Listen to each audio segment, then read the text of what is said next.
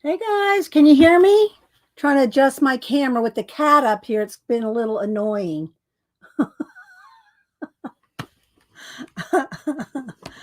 Oh my gosh. Okay, baby, let's go. Let's go right over there. Ay. So let's see. Hi, Janet, Missy, Kristen, Marsh. Hey, Marsh. Terry Brett. Hey, Marsh. How you doing? How's everything going with you? All right, let me fix this so my boob's not over in the camera. There we go. That's better. And now she's settled in. She's settled in. So I got a bunch of books from my gift cards. My gift cards for Christmas from Barnes and Noble. The family knows, if they don't know what to get me, you get me a Barnes and Noble gift card. So anyway, let's move that over. So anyway, yesterday, today, and I think tomorrow, I think it's 3 days, Barnes and Noble has 33% off all hardbacks. That's the time to buy those expensive books. All right, there she goes. And let me get a sip of my water.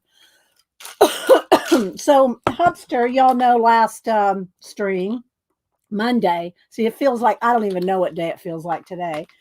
Monday, he was off, and he went to go out to the car, go somewhere. Anyway, the battery was dead, so he had AAA come and jump him off, and he went over to the dealer to thinking he's going to have to get a new battery. 3 hours he sat there, 3 hours, and they came back and said, "There's nothing wrong with your battery." So it's been fine. Maybe there was some loose connections or something. Maybe that's what it was. And when they took it out and tested it and put it back in, it was fine. So anyway, he spent 3 hours at the dealership yesterday. Then we went to Barnes and Noble. Let's see. Hi, Rain. Yes, I did stream on Christmas, Marsh. I did. We had our Christmas last week with the kids because that's the only time we could all get together. Hi, Raul, Kimberly, Anime, Starla. So, yeah. Get a sip of my lemon water. So, anyway, we went to Barnes and Noble yesterday. Let me move this thing over here out of my way. Give myself some leg room here. And yeah, hi, Vol. So I got some books to show, but I wanted to show real quick because Denise has been working on her woodworking. And so let me go to pictures. And I showed this picture before. This is the trees she's been making. She and second blackout screen again. I don't know what does that. Chicken conspiracy. Anyway, she and her friend April make woodworking things. This is some of the trees that they made. And so she makes it, and she stains them in all different colors, and then has like little necklaces, if you will, around. Did I turn off? Let me see. Did I turn off the autofocus? Let's turn the autofocus off. There we go. So she makes these trees and stains them in all different colors. That's one thing they make. Then they make these wood, and they use old. They use recycled wood. It's like pallets and stuff. So like these are old pallets. You can see kind of. She made me a larger one, but this is a smaller one. You can see by the size of my old Dremel. I gave her my Dremel, but you can see these are kind of small ones. And then she makes these tables, like little mini tables that you put on a table so you can put things on. It's like a little riser. It's like a wood riser. So it's these wood risers. And she also makes benches, which she did make me one for Christmas, and it's downstairs. I can't really show that. I could take a picture of it, but I haven't taken a picture. And then there's these. They're little votive, little what do you call it? Tea light candle holders they're like hold out to put little tea light, and she stains them all different colors, just like the colors of the trees. Um, like these, she stains them all different colors. And so yeah, it's so nice. Happy birthday, Ange. Hi, Arlene again. Let's see. Did I say hi to Terry? Raul, Juanita.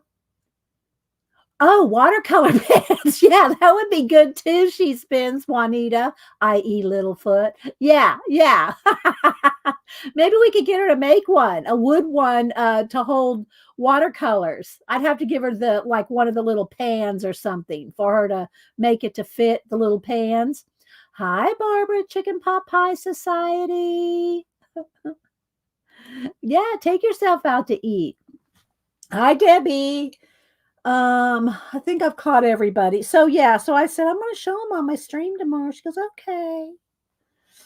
She's real excited about, and she did finally get Janet's letter. Did I tell y'all that? Janet sent her some little things for the what do you call it? The scavenger hunt, because Denise loves the scavenger hunt. And Janet sent it on November 7th. She just got it the other day. November 7th. You'll order one. I don't know. She spins. I mean, oh, you mean if she makes a watercolor palette? Okay. I was going to say these wood things that she makes, she doesn't ship them really. They're kind of big and heavy. She lives up in North Georgia mountains, and she's like 20 minutes from Tennessee, 20 minutes from North Carolina.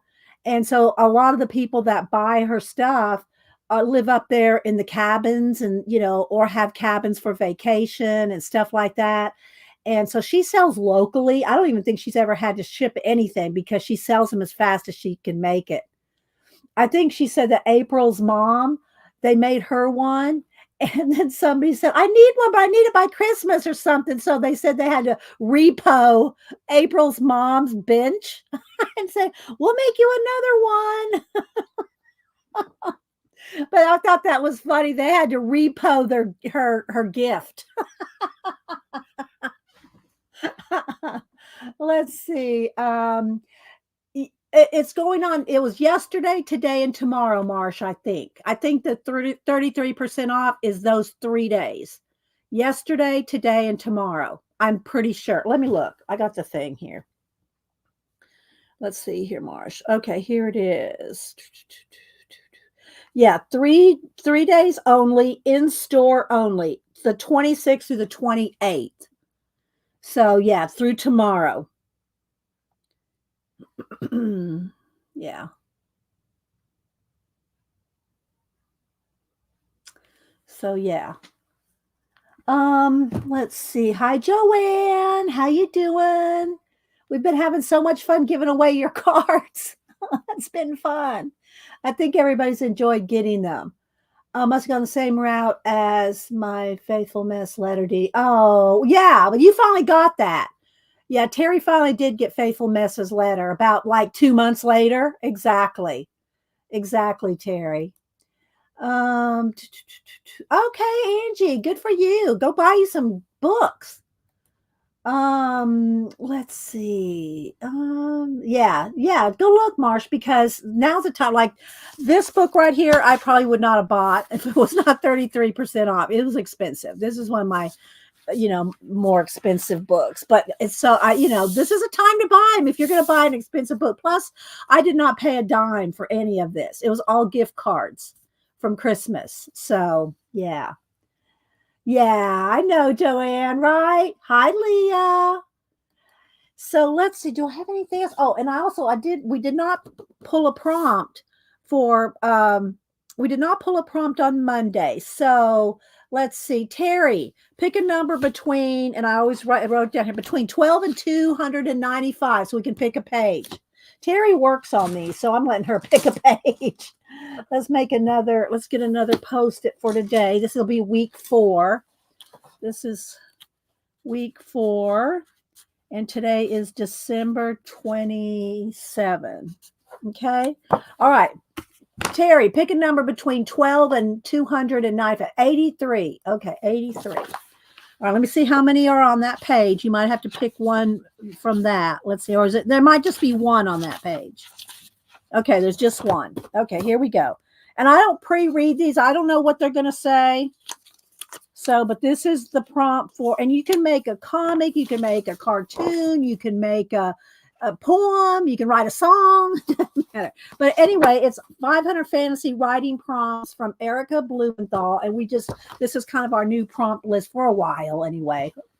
Okay.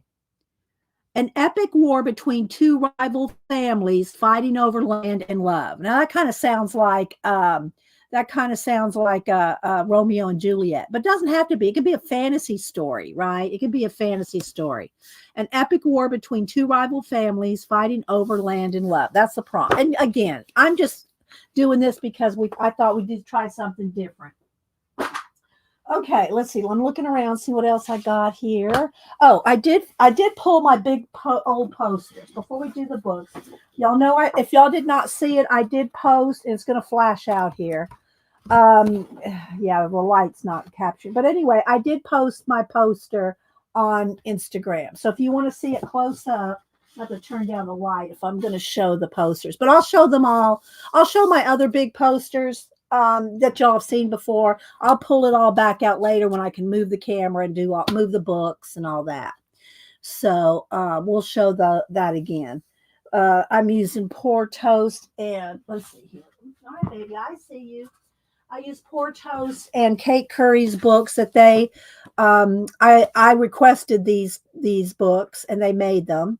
So I'm sure other people probably requested them too, but I requested medieval and with dragons and stuff. So they made these two ephemera books, and I made that poster and of course I've got a lot of they're all cut up now. They're all cut up because I've been using them. But yeah, this one and the dragon one. So some awesome dragons in here, and it's flashing out a little bit, but. So yeah, so I use these two books to make that poster. And I'll show it again close up in a little bit. All right, and I have no idea what else we're going to do today. So if y'all have anything y'all want to see me work on, I can go grab a color book, or we can draw, we can do whatever, So anyway, so let me show you these books. Okay, yeah, right? I know.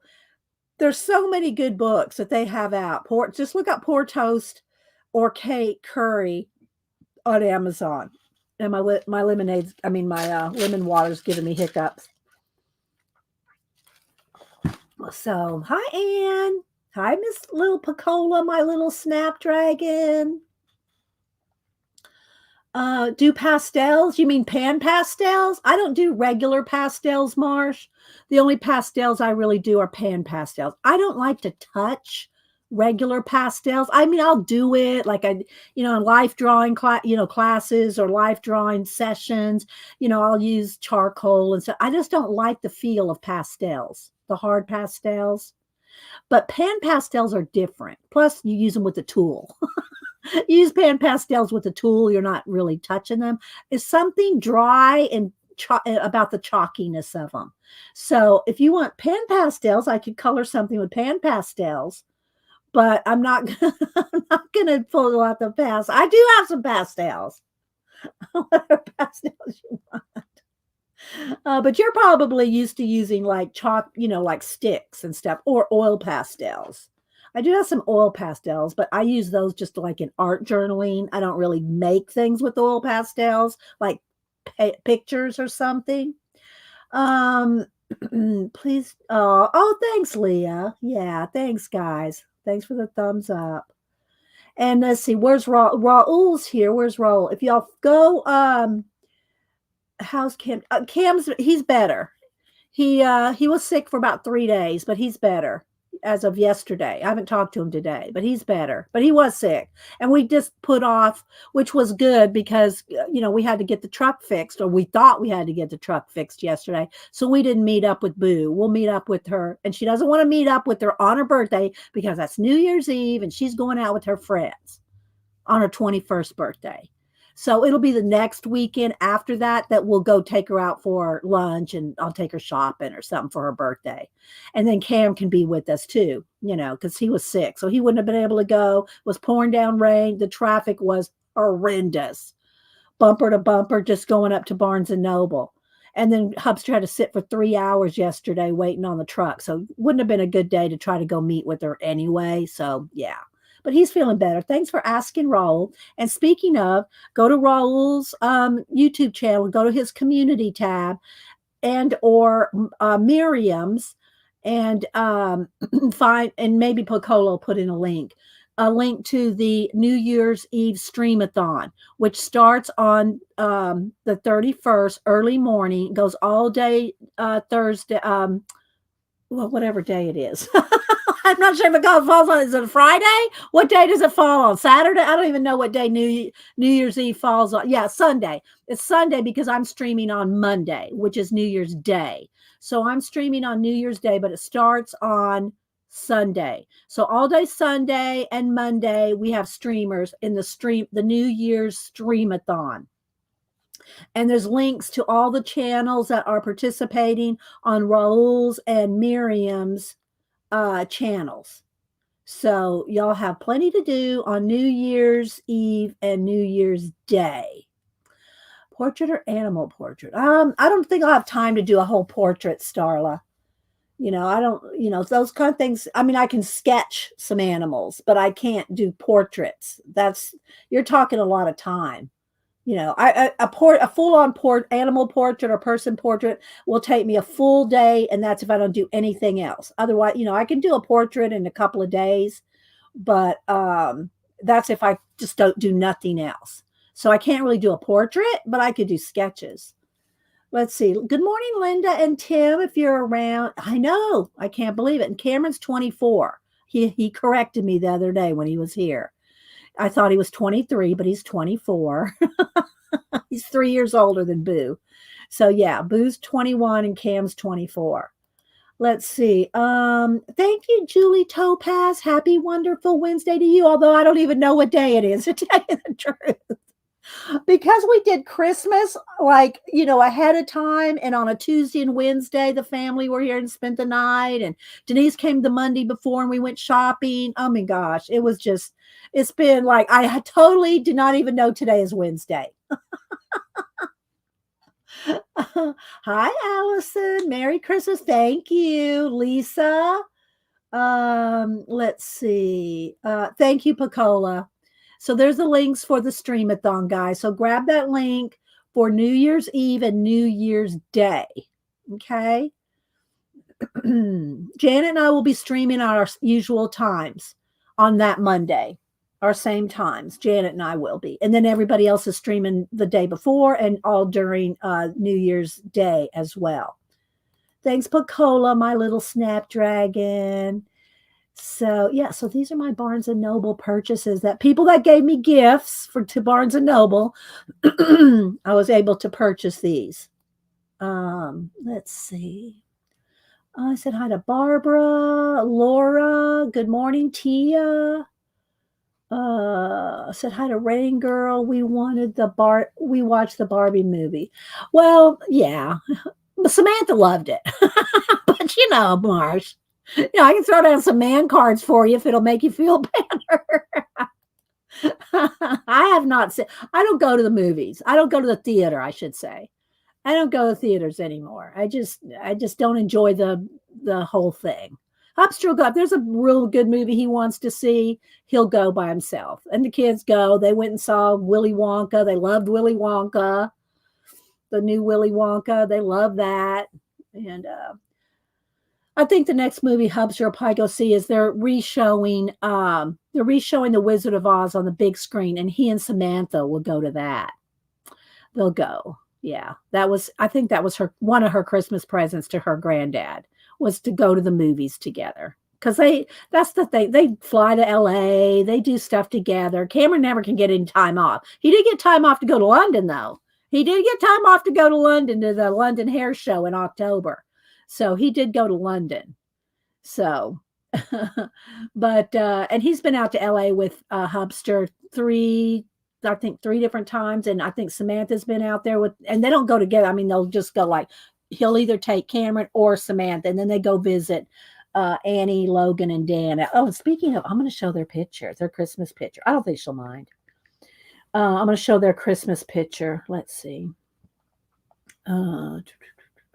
So here's Annie, Logan, and Dan's Christmas picture. So there's my LA family. Logan, I've shown y'all his wrestling. He's all into the wrestling now. He made it. He got a letter. He lettered in as a freshman, varsity wrestling. And let's see. Let me see if I can find. Let me go over here. Let me find it. I'll show y'all this. Hang on. Let me find. Here we go. All right. So he got Logan got a new punching bag for Christmas. So here.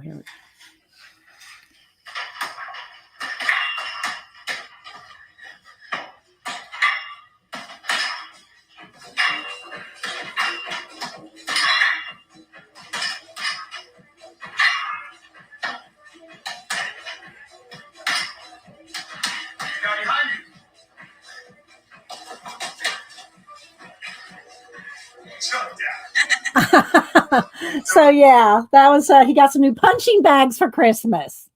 But he's been awesome at wrestling. So anyway, that's my grandson out in LA. So they go visit him.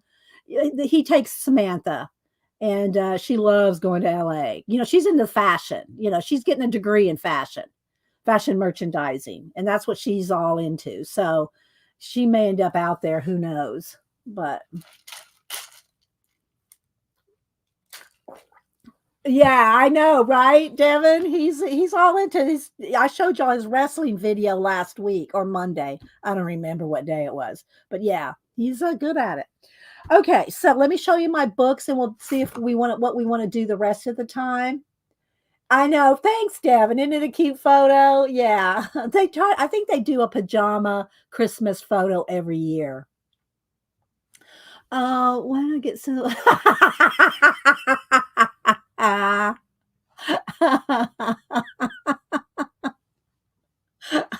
That's because we like books, Janet. We like books. That's why that's our sensible gifts. All right, so let me show y'all some of the books. And I did get a new art journaling magazine. We'll look through this as well. And but this one, I love this book. I love Albert Durr, but this was one of those expensive books I would probably not buy unless it was because it's $65, but I got 33% off. So what does that come to? Like $40 or something? I don't know. But again, I didn't pay for any of this. This was all gift cards. So I was excited to have gift cards. So let's see. Okay. Now we're going to have to flash. It's going to flash out. Let me, if I get back to some white paper. There we go. All right, let's zoom in one here. All right. So I'm just going to kind of do a flip through. This is a whole, I mean, it's a huge book. It's a coffee table size book, but it's a biography and all his works. So I'm just going to kind of do a little flip. So anyway, I mean, it's just a stunning book. Stunning book. It smells so good too. I do have a color book of all his. I think his book of Revelation. I have a color book of this. I have colored a couple of those pages. But anyway, it smells so good. Flipping. Hang on. I had to do a sniff. Marsh. So yeah, my family knows if they don't know what to get me, and a couple of my friends gave me Books a Million. I mean Barnes and Noble gift cards. Books a Million is where I'll go the first week of February to get my calendars. All the calendars go for $3 the first week of February. So yeah, look at this. Grab the light there.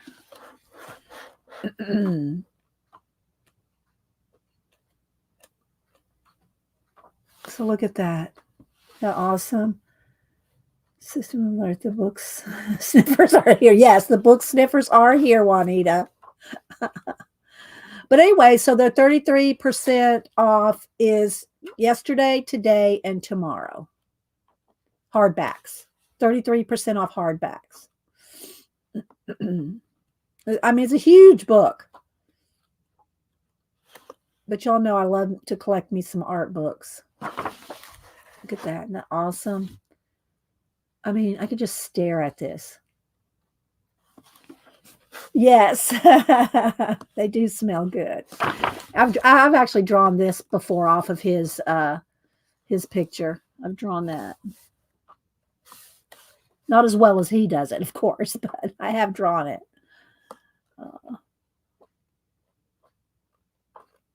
It's a great book to practice, especially pencil. Draw your graphite pencil, draw it on some tan tone paper. Look at that.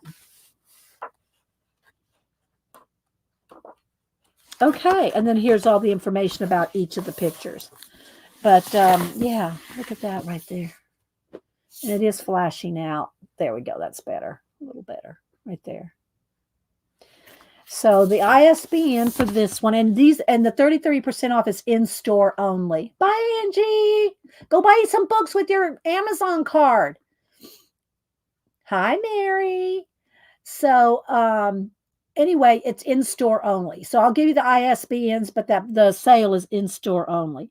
It's 978-379-1359-311. So that was my biggest purchase. Here come the cats. Well, here comes Malibu. Then I got this one was in the already on sale too. The 100 Years of Drawing Disney. It was $15, but again, everything was 30. All hardbacks are 33% off. So this is a book of all the drawings for the 100 years and the different artists that worked on them. And so look at that old desk there. And it's broke down by the decades. So it starts out in the 20s, 30s, 40s, 50s, 60s, 70s, 80s, 90s, 2000, 2010, 2020, up to today. And then it has the future. So it's broke out by the decades. Got denim tone paper. Oh, nice. Yeah, Marsh. I love using toned paper. Whatever color, whatever tan tone, the blue, there's a rose color. There's all different colors of tone tan paper. Okay, so what is this? I don't. Oh, they're telling me. Yeah, I know. I got my health thing going on here. I'm trying to get Aunt Beck to walk with me, but today she had to go do something with her family, so she can't walk today. I might have to walk without Aunt Beck. I'm going to get back into walking. I got to get back into it. So yeah, and hope the dogs in the neighborhood leave me alone. So here's there's Walt, and there's early Walt. And I'm not going to go through every page, but what it does is all the characters they break down, show you how to draw them. Not that I'm going to draw these guys. I mean, I'm not really interested in drawing Disney characters, but I love the inspiration, the ideas, the behind the scenes. I love all that stuff. A note from the artist, all this kind of thing. And you just can learn so much just by reading about it. So, yeah. So it breaks down all the different characters and how to draw them. Okay, so I'm going to do a flip. I know, right, Devin? I've read all the Imagineer books. I've shown them before. The Imagineering books and how they think and how they get their ideas and everything. And I'll tell you, the one thing they'll tell you, all those books tell you, write it down. I'm just being honest. They all tell you got to write your ideas down, your sketches, your drawings, your doodles, your ideas. You have to write it down or sketch them out, or, you have to get it down on paper. So, anyway, so I'm just going to kind of flip through here. Like I said, it's broke out by decades. Let's see. I know, right, Terry? Walking's a good news. Yeah, I was before the virus, I was walking a lot. I was walking every day, and then everything happened, and then my watch got full, and then Denise got me a new watch for Christmas. So because she got me a new watch, it's inspiring me to get back to walking again. Plus, we have some bad neighborhood dogs. And I know you can call animal control and all that, but by the time they come out here, they're not around. But I'll just try to be careful. Hubster, he walks at work, and he used to walk in the neighborhood too. He carries a baton or something, or some kind of a stick or something to. So I guess I'll have to walk with a stick or something. Although if a dog came running up to me, what am I going to do? Do a ninja move? You know what I mean? Anyway, so drawing 100 Years of Disney. Again, this is a Barnes and Noble book, so $15. But it's a Walter Foster book, but it's one of those ones that Barnes and Noble puts in their clearance thing or their markdowns. It's normally a $40 book. 978-7603-84770. So that's this one. Okay. Something about physically writing. I know it does. It does, and it helps you. And then if you forget it, you have it written down, so it clears things out of your mind, so you can move on to new ideas. So you're not constantly saying, I got to remember that, got to remember that. Well, no, if you just write it down, you don't have to remember it, All right. So again, we'll go through the Art Journaling magazine here in a little bit. All right. So Hubster, I'll show you what Hubster got. And I'm going to probably post these three. This is the one book he got, but I think he's shown you these other two that he already had. So I pulled all three. I'll probably post these three as my 3 books next week, next Monday.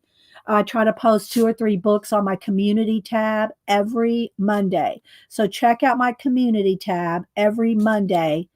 I post just the covers. You can go look them up yourselves. But I just want to, so this week was week 50.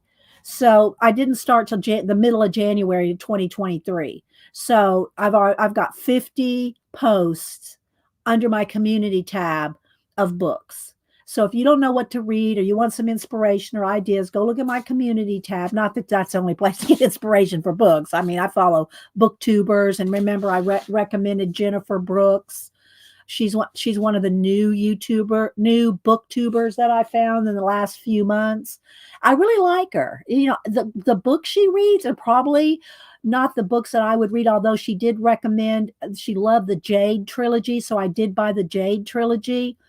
But she reads a lot of Rome history. She's been to Rome a few times, and she reads a lot of classics. She reads a lot of classics, and I think she said she's caught up on every classic. So I don't know what she'll be reading in 2024.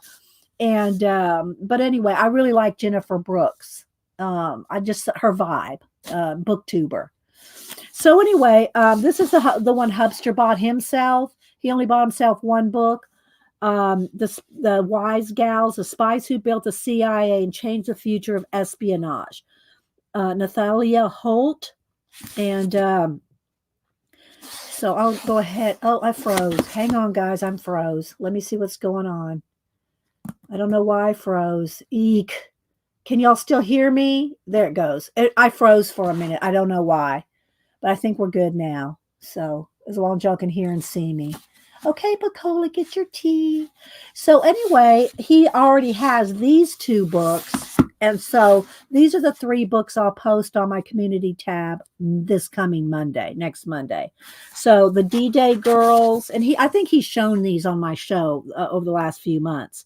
The Spies Who Armed the Resistance, Sabotage the Nazis, and Help Win World War II. And then 3 Ordinary Girls, a remarkable story of 3 Dutch teenagers who became spies, saboteurs, Nazi assassins, and World War II heroes. So he likes reading about it. I think he thinks it's awesome that these women did so much, So this is the new one. So I won't go over these because, well, unless you want me to. But I think I've shown those before. So this is his new one, and I think it just came out. Let's see what year. 2022. So it's not brand new, but it was in the kind of the newer section. And I'll read some of this, y'all. It's book day. It didn't freeze for you? Okay, it did freeze for me for just about 5 seconds. Okay. In the wake of World War II, a small cadre of agents was critical in helping build a new organization that we now know as the CIA. And it has all their names here: Adelaide Hawkins, Mary Hutchinson, Eloise Page, Elizabeth Sudmeyer, called the Wise Gals by their male colleagues because of their sharp sense of humor and keen intelligence. Were not the stereotypical femme fatales of spy novels. They were smart, courageous, and groundbreaking agents at the top of their class. And throughout the Cold War era, each woman had a vital role to play on the international stage. Hawkins rose through the ranks, developing new crypto systems that advanced how spies communicate with one another. Hutchison worked overseas in Europe and Asia, building an alliance with Ukraine that would last decades. Sudmeyer would risk her life in the Middle East in order to gain intelligence on deadly Soviet weaponry. Page would yield influence on scientific and technical operations worldwide, ultimately exposing global terrorism threats. Throughout their friendship and shared sense of purpose, they rose to positions of power and were able to make real changes, but not without tragic losses and heartaches along the way. In this meticulously researched and beautifully told work, Nathalia Holt uses first-hand interviews with past and present officials and declassified government documents to uncover the stories of these four inspirational women. And there's the author right there. So, yeah, Wise Gals. Okay, and the ISBN is 978-593-328-484. So there's that one. That was Hubster's choice for the day. Then I got three other books here. I got this one, and y'all know I love the history of anything. I love the history of anything. So this one's The Hands of Time, A Watchmaker's History. And look at that cover. Isn't that just a beautiful cover? Look at that. And so this is a watchmaker's history. Oh, thank you, Allison. Thank you so much for the for the inspiration of you. You're welcome. Thank you. Thank you for the super chat. I do appreciate that. And Allison, if you want to resend me your address so I make sure I have your correct address, I'm going to write it down. If you send me your address, I'll send you a little collage pack. Or if you have I can't promise you that I have stickers. I have to wait till I get a new printer. I'm going to get a new eco printer, so I can't really print out new stickers. I still have some of the ones left, so I can send you a sticker, but I'm sending out collage packs. So if you'll send me your address again, I will send you a collage pack, and I'll throw in a sticker that I have. Allison's Coloring. Okay? So do that. My email is always in my description box, but here, let me give it to you again. There we go. Pacola can smack me if I put it in wrong. Because I do sometimes put it in wrong, but I think I got it right. So yeah, let me know. Send me your address, Allison, and I will send you a collage pack. What you call it here? My cutter is in my way. Let me move this out of my way here. So thank you, Allison, for supporting the channel. And thank you for saying that we're inspiring you here. Hi, CK. Let's see. Scrolling. I will read that. I will read that one. The four women one. I haven't read the other two, but I will read that one. Let's see. I mean, I may eventually read the other ones, but I have so many books. I mean, I read literally probably 10 books at a time. I have 10 books going now. I don't have the same, like I won't have 2 spy novels or 2 English murder mysteries. I won't read 2 of the same thing. Like I still have 3 books left to read in the Sister Fidelma series that has 33 books. I think I'm at book 29 or 30. So I wouldn't read that with, like, say, Cadfael, because they're too similar. As long as they're different, I can read multiple books. And I do read pretty fast, you know. So let's see. Let's see, Alan Severly, all just aw. Okay, yeah, just message it to me on Instagram. That's fine. Yeah, that's fine. Let's see. Scrolling. Okay, so the Hands of Time. Let me just read what's, and there's some pictures in here of vintage timepieces that are really awesome. Y'all know I love putting time in my collages. So this is, I love the history of everything. I read the history of the compass and the I have to get out all my books to show them all to you. I've done it before on all the history of different things. I just love the history of things. Oh, okay. Let's see. An award-winning watchmaker chronicles the invention of time in human society through the centuries-long story of one of mankind's most profound technological achievements, the watch. Timepieces, I won't read this whole thing because you all kind of get the idea what this book's about. Timepieces have long accompanied us in our travels from the depths of the ocean to the summit of Everest, the ice of the Arctic to the surface of the moon.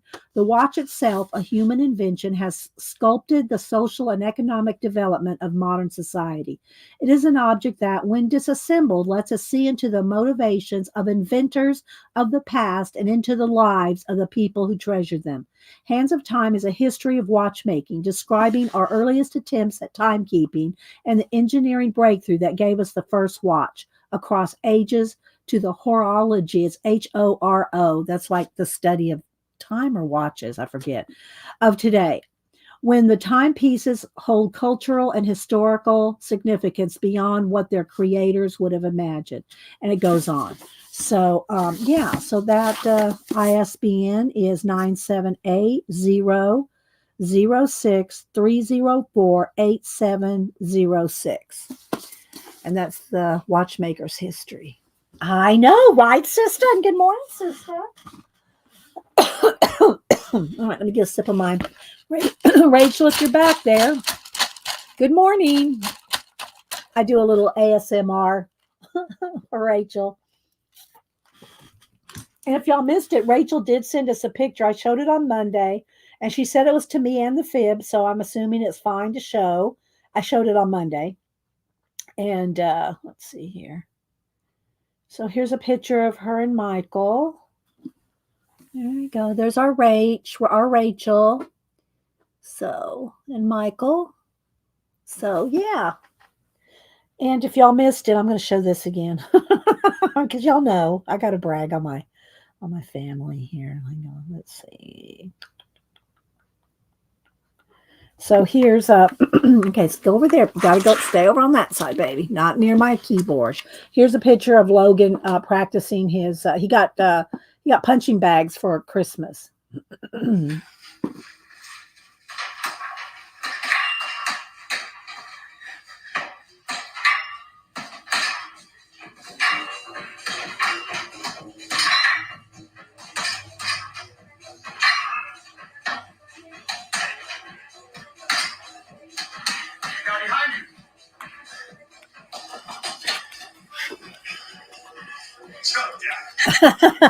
So yeah, there's his gonna have to slide over, baby. Sorry, gonna slide over here. Slide over. And then the last two books, I haven't been reading as much fiction as, I say as I should.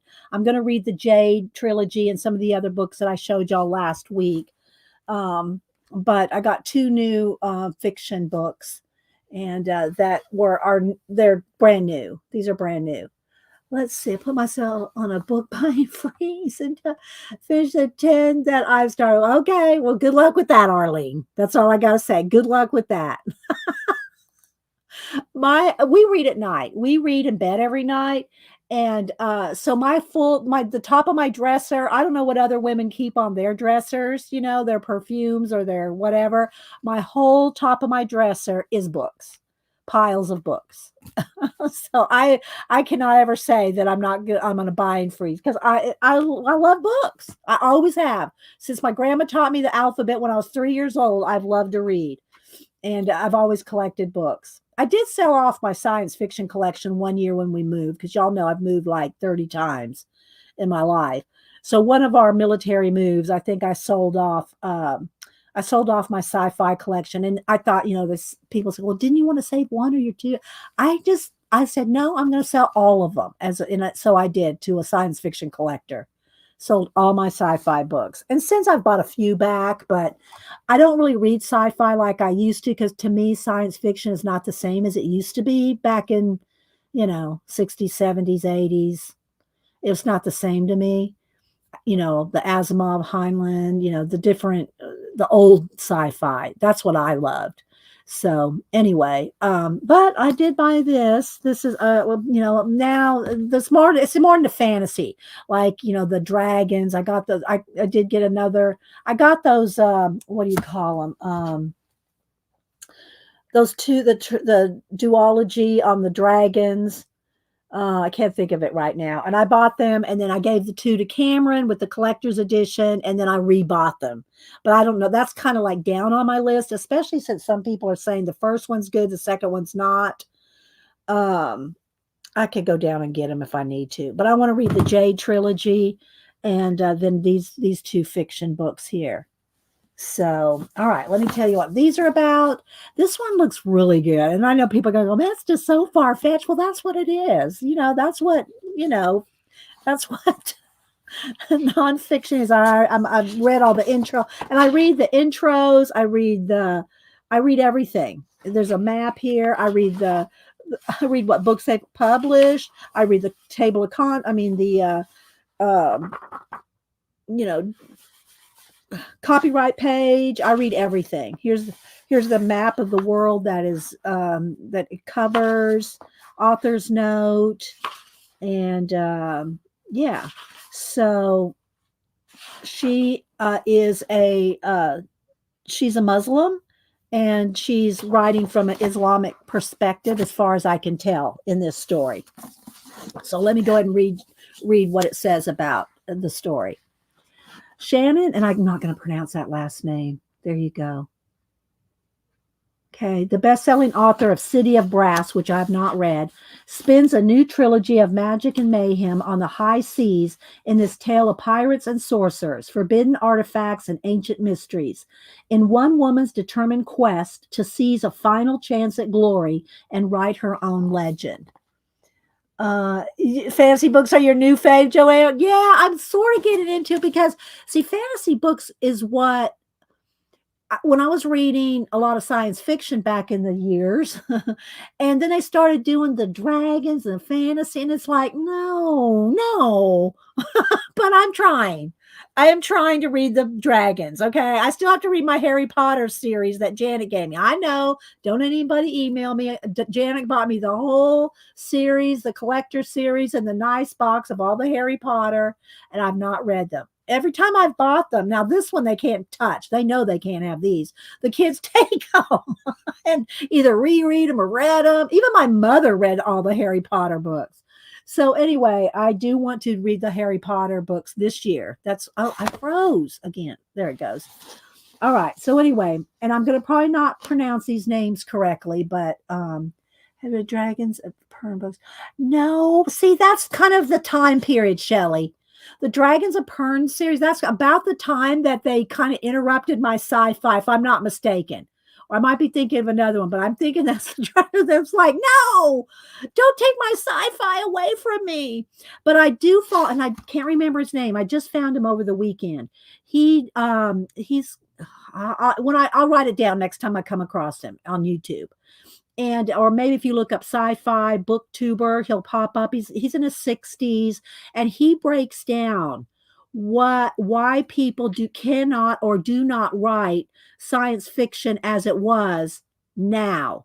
Because one of the things about sci-fi is you had to have an innovative something to make a true good science fiction story. And so far right now, people write fantasies all the time, but to make a good true sci-fi, you have to have something like, probably now, AI. There'll probably be a lot of books, sci-fi books written because of AI. But you have to have there's certain I don't want to say qualifications, but certain things that you have to make a good sci-fi. I think he named 4 things. And he posted this book. He posted this about 8 months ago. I think I saw that he posted that video about 8 months ago.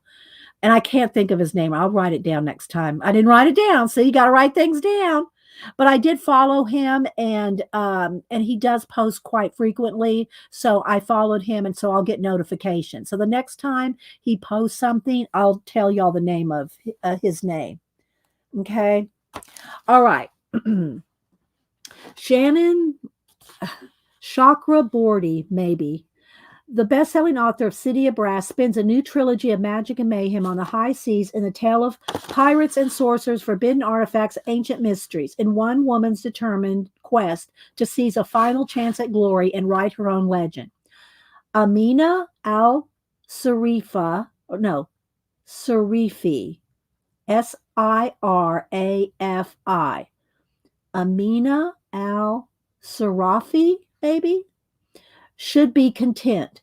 After a storied and scandalous career as one of the Indian Ocean's most notorious pirates, she survived backstabbing rogues, vengeful merchant princes, several husbands, and one actual demon to retire peacefully with her family to a life of piety, motherhood, and absolutely nothing that hints of the supernatural. But when she's tracked down by the obscenely wealthy mother of a former crewman, she's offered a job no bandit could refuse: retrieve her comrade's kidnapped daughter for a kingly sum. The chance to have one last adventure with her crew, do right by an old friend, and win a fortune that will secure her family's future forever? It seems like such an obvious choice that it must be God's will. Yet the deeper Amina dives, the more it becomes alarmingly clear there's more to this job and the girl's disappearance than she was led to believe. For there's always risk in wanting to become a legend, to seize the last chance of glory and savor just a bit more power, and the price might be your very soul. So, and she does write here at the beginning, I don't know if I want to read this whole thing, but she does kind of write an explanation about how, from a Muslim point of view, and some of the words and the terminology that she uses. Of course, I always look things up. If I don't know what it means, I'll look it up. But she's, she's not your typical woman of the era, right? And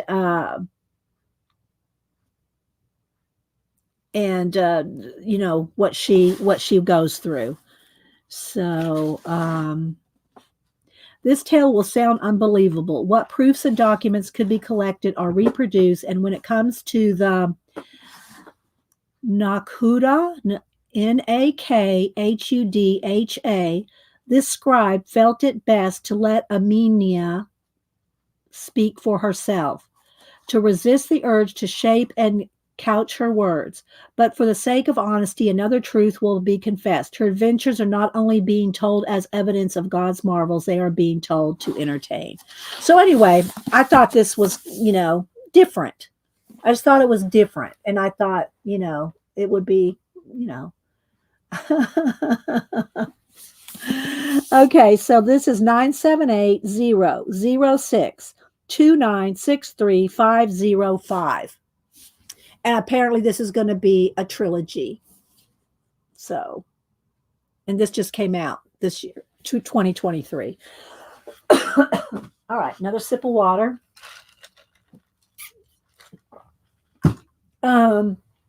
Yeah, Malibu. Yeah, she went and laid down on. I have a little towel behind me that I make it for a little bed when I'm streaming.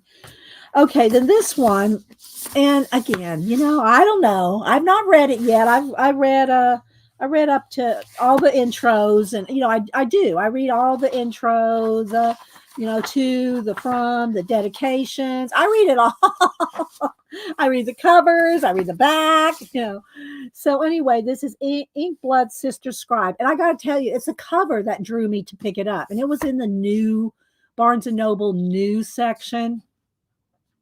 And so this quote up here says, "Follow where this novel leads, and you will be lost in a bewitching spell. A book of magic about books of magic, extraordinary." It's a book about books. Y'all know, and I'm not into all magic, but this is a book about books. So, all right. In this spellbinding debut novel, two estranged. Hang on, let me get another sip of water, as my voice will cave on me.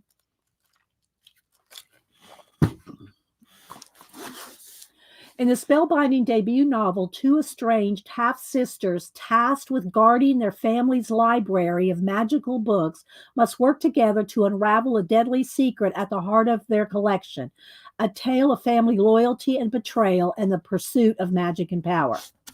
For generations, why do they give such hard names? Why can't they just name their people Smith? Just kidding.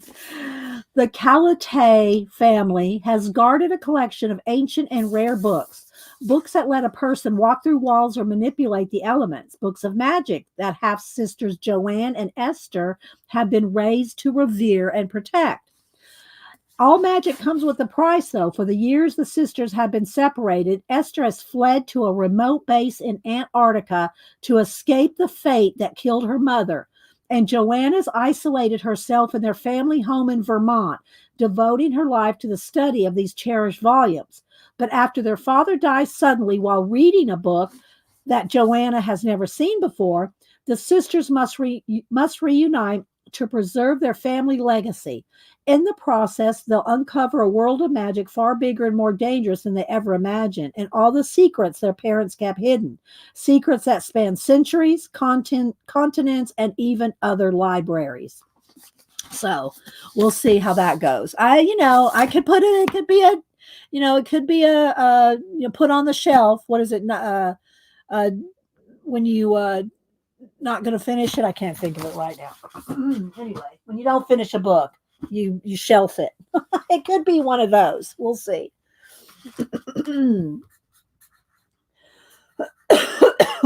So let's see. We're checking up on chat. A DNF. A DNF. That's what I was trying to think of. A did not finish DNF. So it could end up being a DNF, but we'll see. I can just, I don't know. We'll see how it goes. Let's see. Must read. And you must read it because you're addicted to words. I love to read. I always have. All my life, I've loved to read and love books. Okay, so now we're going to look at the art journaling. Yes, thank you. Thank you. Art Journaling Magazine, and we'll look through this a little bit. Again, I won't read, go through every page, but y'all know. And they did not put any, I don't know. For some reason, I thought Art Journaling put in those cardstock pages in it as well as Somerset Studio. But am I remembering incorrectly? Didn't Art Journaling used to put the cardstock pages in theirs as well as Somerset? But this is a January, February, March, and there's no cardstock inserts in this one. So I guess they either stopped it, or I'm just thinking that they did have them in here when I'm really thinking of Somerset Studio. I know, Terry, right? Hi, Icy, and anybody else I missed. So I hope y'all enjoyed just seeing what books that I got for my Christmas gifts. And a couple of something a little different. You can always learn. You can learn. Okay, so am I missing anybody? Say hi to Barb, Shelly, Joanne. All right, so let's go ahead and go through a little bit of the Art Journaling Magazine. I didn't order. Now what do I do? Is it not? Does it have your name on it, Rain? With the bun kid box with a bunk. Oh, a bunk bed. If it's not yours, call him back and tell him to come pick it up, Rain. If it doesn't have your name on it, they can come back and get it. Yeah. Okay, so this is a little happy planet. This girl, Cher Salvatore, um, is using little, they're not even ATCs. I think they're smaller. They're like little yeah, 3 by 2 instead of 2.5 by 3.5 ATC size. These are 3 by 2, and she puts them in the little sleeves, and she does 3 a day. So that may be a little ambitious for some of us to have a lot of other things, but if you want a new project, so she does 3 a day down, the 22nd, 23rd, 24th, 25th, and then she puts them in like happy planner rings. And speaking of, I'll have to tell y'all about my Society of Idea Collector. Y'all know how I set it up. I'll tell you about that in a minute. So anyway, she does 3 little cards, just 2 by 3, just small little 2 by 3 cards, which is pretty small. Let me, here, I'll show you how small that is. Let me measure this out here. I mean, y'all know what 2 by 3 is. But let's see, how big is this? Let me just make a mark here, cut off an inch off of this here. So that's about a 2 by 3. So she does little cards about this size, 3 a day, and then she stores them in the sleeves. You can get these little sleeves, and they come in different sizes. And you can get, or she might just, I don't even know if those are sleeves. She might just be posting them on cardstock. I haven't read the whole thing. I just kind of glanced at it. But, maybe she just does them and just tacks them onto a piece of cardstock. But I thought that was pretty nice, just if you don't have a lot of time or you want to do something, small every day, then that would be a good thing to do. Okay, so her art goals: to have 3 or 4 day art and friendship retreat at her home. So that's her art goal, to have a retreat. But she uses so it's 1, 2, 3, 4, 5, 6. So this is a tall one. This is the tall. If you do Happy Planner, that 11 is a big planner size. That's a big. So that's 3, 6, 9. I'm looking. It's probably a 10. It's probably about 11. It's probably the size of a Happy Planner, which I think is 11 and a half. 11 and a half size tall. So, okay, so you can kind of see some of the different ones. I'll hold it up a little so you can kind of see a few. Right? Hi, Darlene. And anybody else I'm missing? Correct order. Oh, Janet's getting the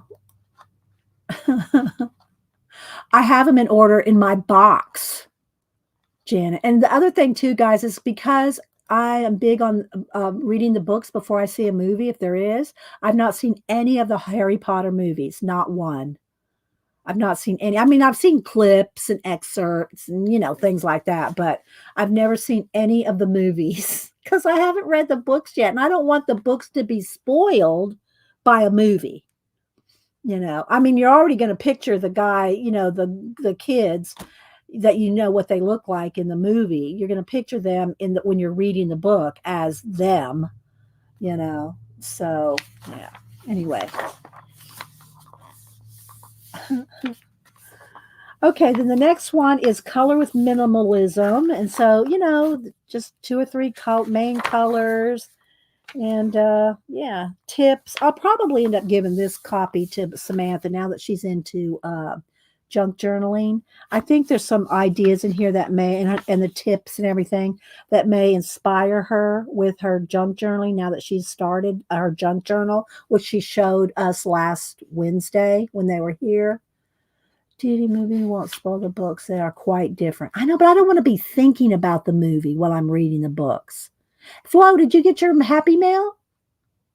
Did you get your mail yesterday? You should have got your mail yesterday, Flo. I hope you get it. And I sent it like a week or half ago, so you should have it by now. And same thing, Joanne, did you get your happy mail up in Canada yet? I didn't hear back from Flo, Joanne, who else? View should have got her pencil case yesterday. It said it was delivered. Now, Flo's and Joanne's, they're not tracked, but Views was tracked and hers was delivered yesterday. Yeah, it is a cool book, Marsh. Let's see. Flo, I hope you get it, and Joanne too. I mean, I know, everything's slow now because of the holidays, but Lord of the Rings. I haven't seen the movies yet. Yeah, well, I read all the Lord of the Rings and the Hobbit and all that when I was, teens, 20s. I read those, and I have quite a different collection of them. I gave my original Hobbit and Lord of the Rings to Cameron at one point. So y'all know what happened when I rebought them. When I thought I was rebuying them with those 3 cool covers, and I ended up buying the covers. Oh, but then I ended up buying the copies of the books too. But y'all know that story. That was maybe a year ago or so. Maybe it was longer. I have no time. I have no sense of time. For all the things I read about time and study about time, I lose track of time. I really do. Let's see. I don't see any answers. I don't see Flo answering. Flo, did you get your mail? Am I lagged? Flo, did you get your mail? And Joanne, did you get your mail?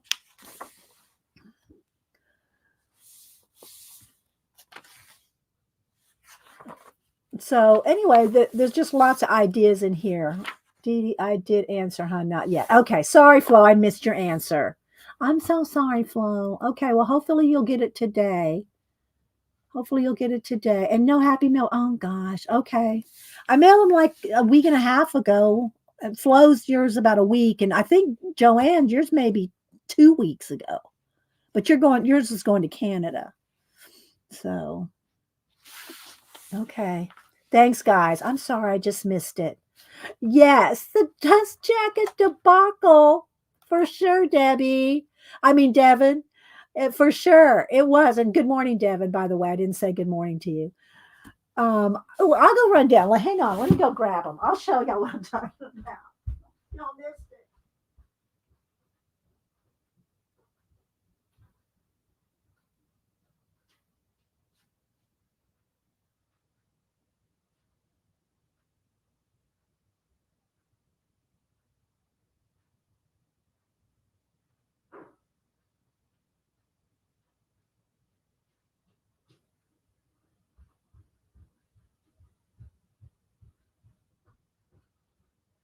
I went ahead and pulled these other 2 books I couldn't think of, the Fourth Wing books. I couldn't think of the title of it a minute ago. These are the other 2 that I was talking about that were, everyone says this one is good and this one wasn't as good. But I got both of them. I had the black edged one, and it was pre-order, had little things that came with it, little dragons and stuff. I gave it all to Cameron. And I rebought it. So I rebought it with just the regular copy, not the collector's edition. But anyway, catch my breath, running up and down the stairs. So the Fourth Wing, everyone says this one's good. It's a dragon story. This one they says not so good. So I'm putting these 2. I'm not DNFing them, but they're going to be put behind the Jade trilogy. They'll be behind the Jade trilogy, which I didn't bring that up here. But anyway, so here's my Lord of the Rings books. Let's see. Did I miss anything? Oh, y'all just trying to spell debacle correctly. I'm the worst with spelling, because most of the time I let the autocorrect put in for me, which, that's not a good move, people. That's really not good. I try to read before I hit the, send button, but, especially when you're in live chats and streams and stuff, it's easy just to, and get the words wrong. So yeah, it does not bother me to see misspelled words, because I know how that goes. So anyway, I bought what I thought I was buying were these 3 books. What I was actually buying were these 3 covers. actually paid, like, what was it, 25 or $30 for 3 covers, which they're collector covers. Don't get me wrong, they're nice. They're collector covers, but you have to read your Amazon. You have to read those descriptions carefully, especially the size of books. You really have to read those descriptions, people. I can't stress that enough. When you're buying from Amazon, read those descriptions carefully. So I ended up buying these 3 covers for, like, I don't know, $30. I think that came to something like 25 or $30 for these 3. And I could have sent them back, but I like the covers. I like the way they're staggered. So when they're on the shelf, when they're on the shelf, they look like this or this. You know what I mean? I just like the way they looked. And so I thought I was buying the books. I bought the covers. So then I went back and I bought the books. So these are the covers of the book, which are nice covers too. They're nice covers. So I didn't want to get rid of that cover. So I just recovered them. So I just wrapped them around those covers. So now I have double covers. They're double covered. So all told, I think I paid with the books and the cover, the new covers, it was probably about $60 for these 3 books. But I'd given away my original copies, and I wanted my Lord of the Rings, and I got a Hobbit too. I'd given them all to Cameron at one point. If my grandkids want books, and if they, there's a few I would not let them have, but if it's going to make them love reading, they can take pretty much any book off my shelf they want. So, and I've always bought them any books that they want. All right. So anyway, there's that. And I always just told them, even when they were little, and I said, because Cameron especially, he was reading like Hunger Games when he was 9 or something. He was always he was always a big reader too. But I always told him, Samantha, not so much. She's always just been, engaged in and having to read so much for school and stuff like that she, and then she was in cheer for a long time. So she's not as big a reader as Cam, but I always told them, if I'll buy you these books that are way above your age. And I just say, but if you start reading them and it starts bothering you, if something is just like too, and they know what I mean by too advanced or too heavy for them, I said, just put it down, put it away, and save it for later. It's, save it for later. But did I read Lord of the Rings? Oh yeah, I read it when I was probably a teenager, early 20s, Marsh. Yeah. So yeah. Yeah, advanced readers. So I just, always told them, don't feel bad if I buy you a book or you get a book and it's too much for you, just put it on the shelf for later. But I always wanted them to be readers. I taught them both how to read before they went to school. So well, they don't, but here's the thing about my and they know that anything in my art room they can take too, but they know where it is. They know if they need something. They don't take things they don't need or want at the moment. Samantha's more of a minimalist like Denise is. Cameron, he could collect a lot of stuff, but he has 2 roommates. He lives with 2 girls. So there's 3 of them. And he only has 1 room in the living room. They all share the living room and the bookshelves and all that. They have a big, book collection in their living room. He doesn't have a lot of room, but he has a collage wall, and Boo had a collage wall for a while, but she got rid of the collage wall, and now she has a little mini bookshelf. She does like to collect books on fashion. She does have quite the fashion collection, and I, even got her 3 new fashion books for Christmas. So she has but that's what she's studying. She's going to be in fashion merchandising, so that's her thing. So she loves fashion books. But so she does love her books, but she likes the decorative kind of, and fashion and that world, so Well, yeah, well, that's what I'm talking about. Like Cameron liked to read.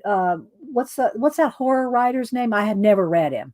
Like me personally, I had no desire to read it. The really creepy horror. I don't like a lot of blood and guts. I don't read crime, heavy crime. I mean, I like British crime.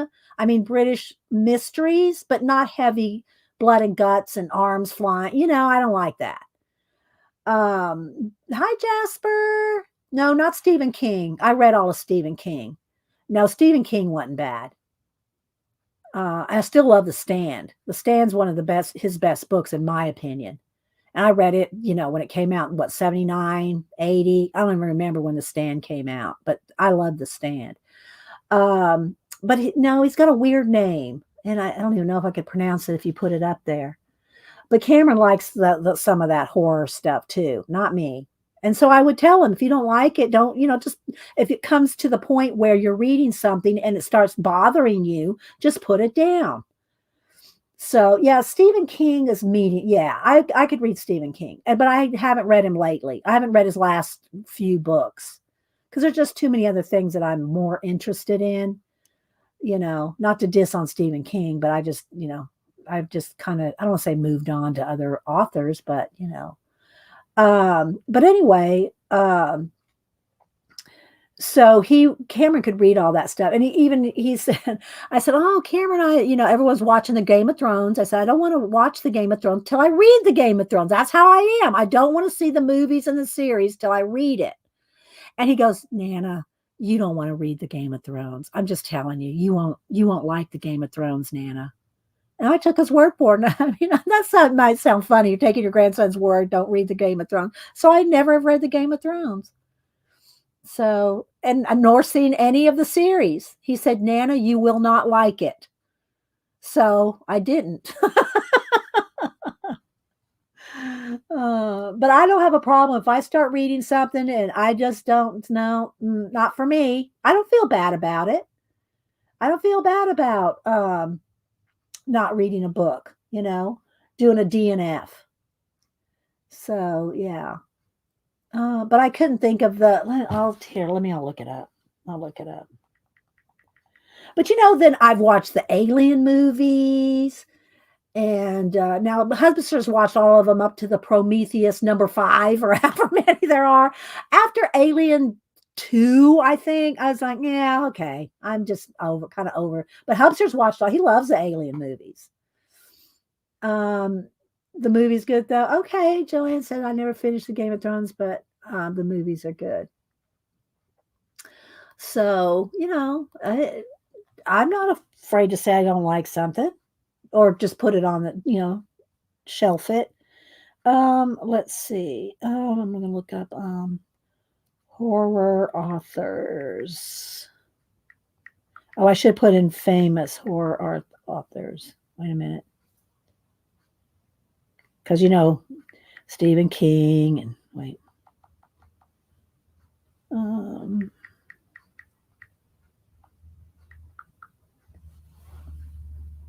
Hi, Stephanie. Let's see. It's giving me 50 of them. It's giving me 50 of them. Lovecraft. H.P. Lovecraft. And that what are those monsters? He has a certain kind of monster. I can't even pronounce. Starts with I or something. It's something. Anyway, Lovecraft is that's not me. I mean, I just did not. Lovecraft is out for me. And Cameron loves Lovecraft. Let's see.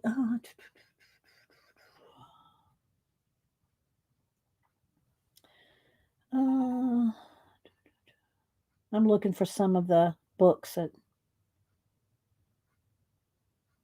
Yeah, that's what it is. Not I. That's it. That's it. How do you pronounce that? Somebody pronounce that for me in phonetics. Is the C silent? How do you pronounce that in phonetics? Yeah. See, no, not for me. Yeah, that's it, Marsh. But H.P. Lovecraft. Yeah, that's just one of those, authors that's, not. I know, right, Devin? So yeah. Okay, so let's continue on a little bit with this book. If y'all have anything y'all want to do today, I have Cthulhu. Cthulhu. Cthulhu. Okay, thanks, Kristen. Like Zulu, Cthulhu. Okay. Thanks, Miriam. And don't forget, guys, look on Miriam or Raul's, what do you call it? Community tab. Look on the community tab for the list of all the streamers for New Year's Eve and New Year's Day. No, no. If I haven't read it, I haven't seen it, Raul. No.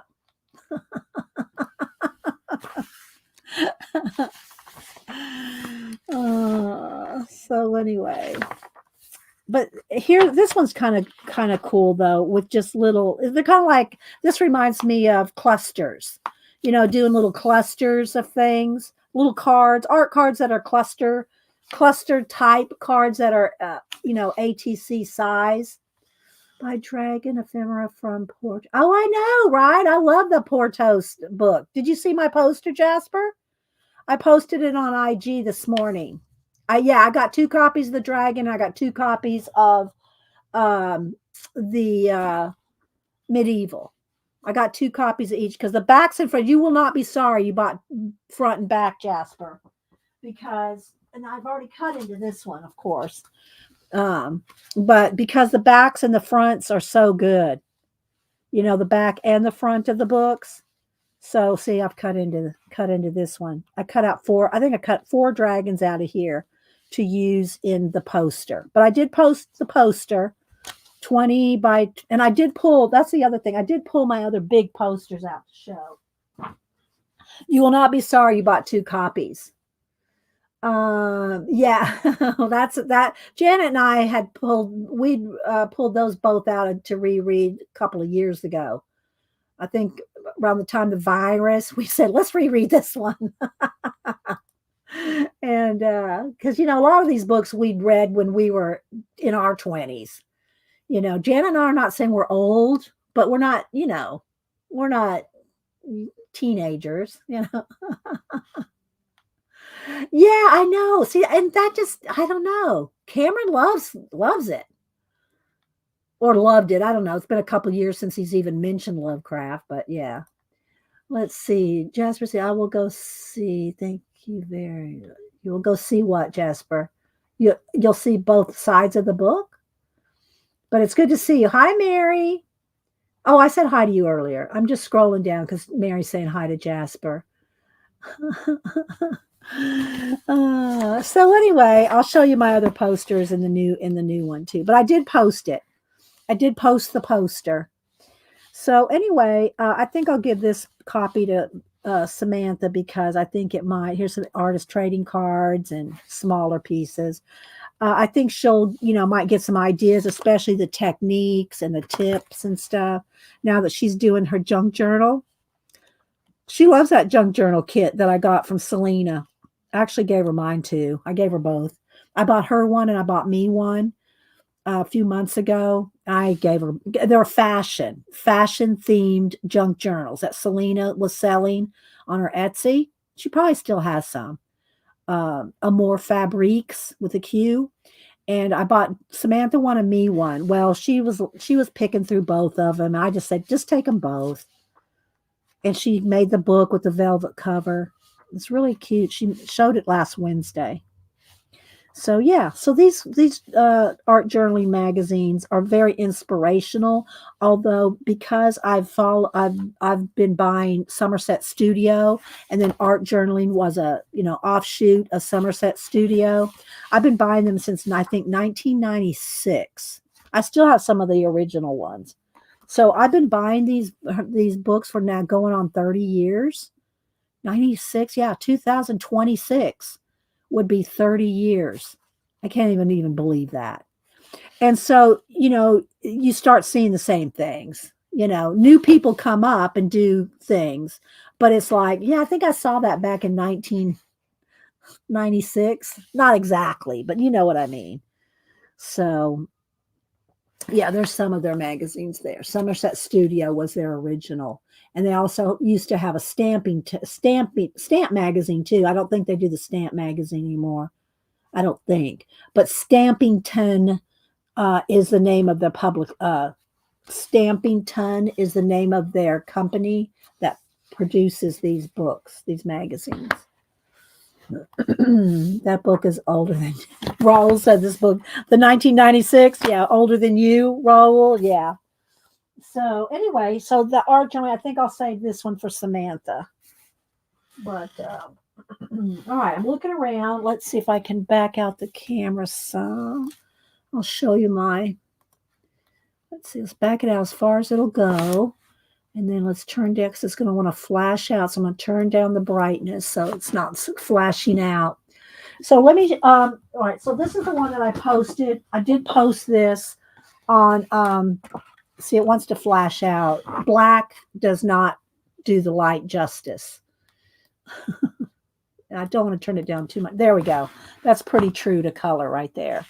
So I posted this on Instagram this morning. That's the only place I posted it.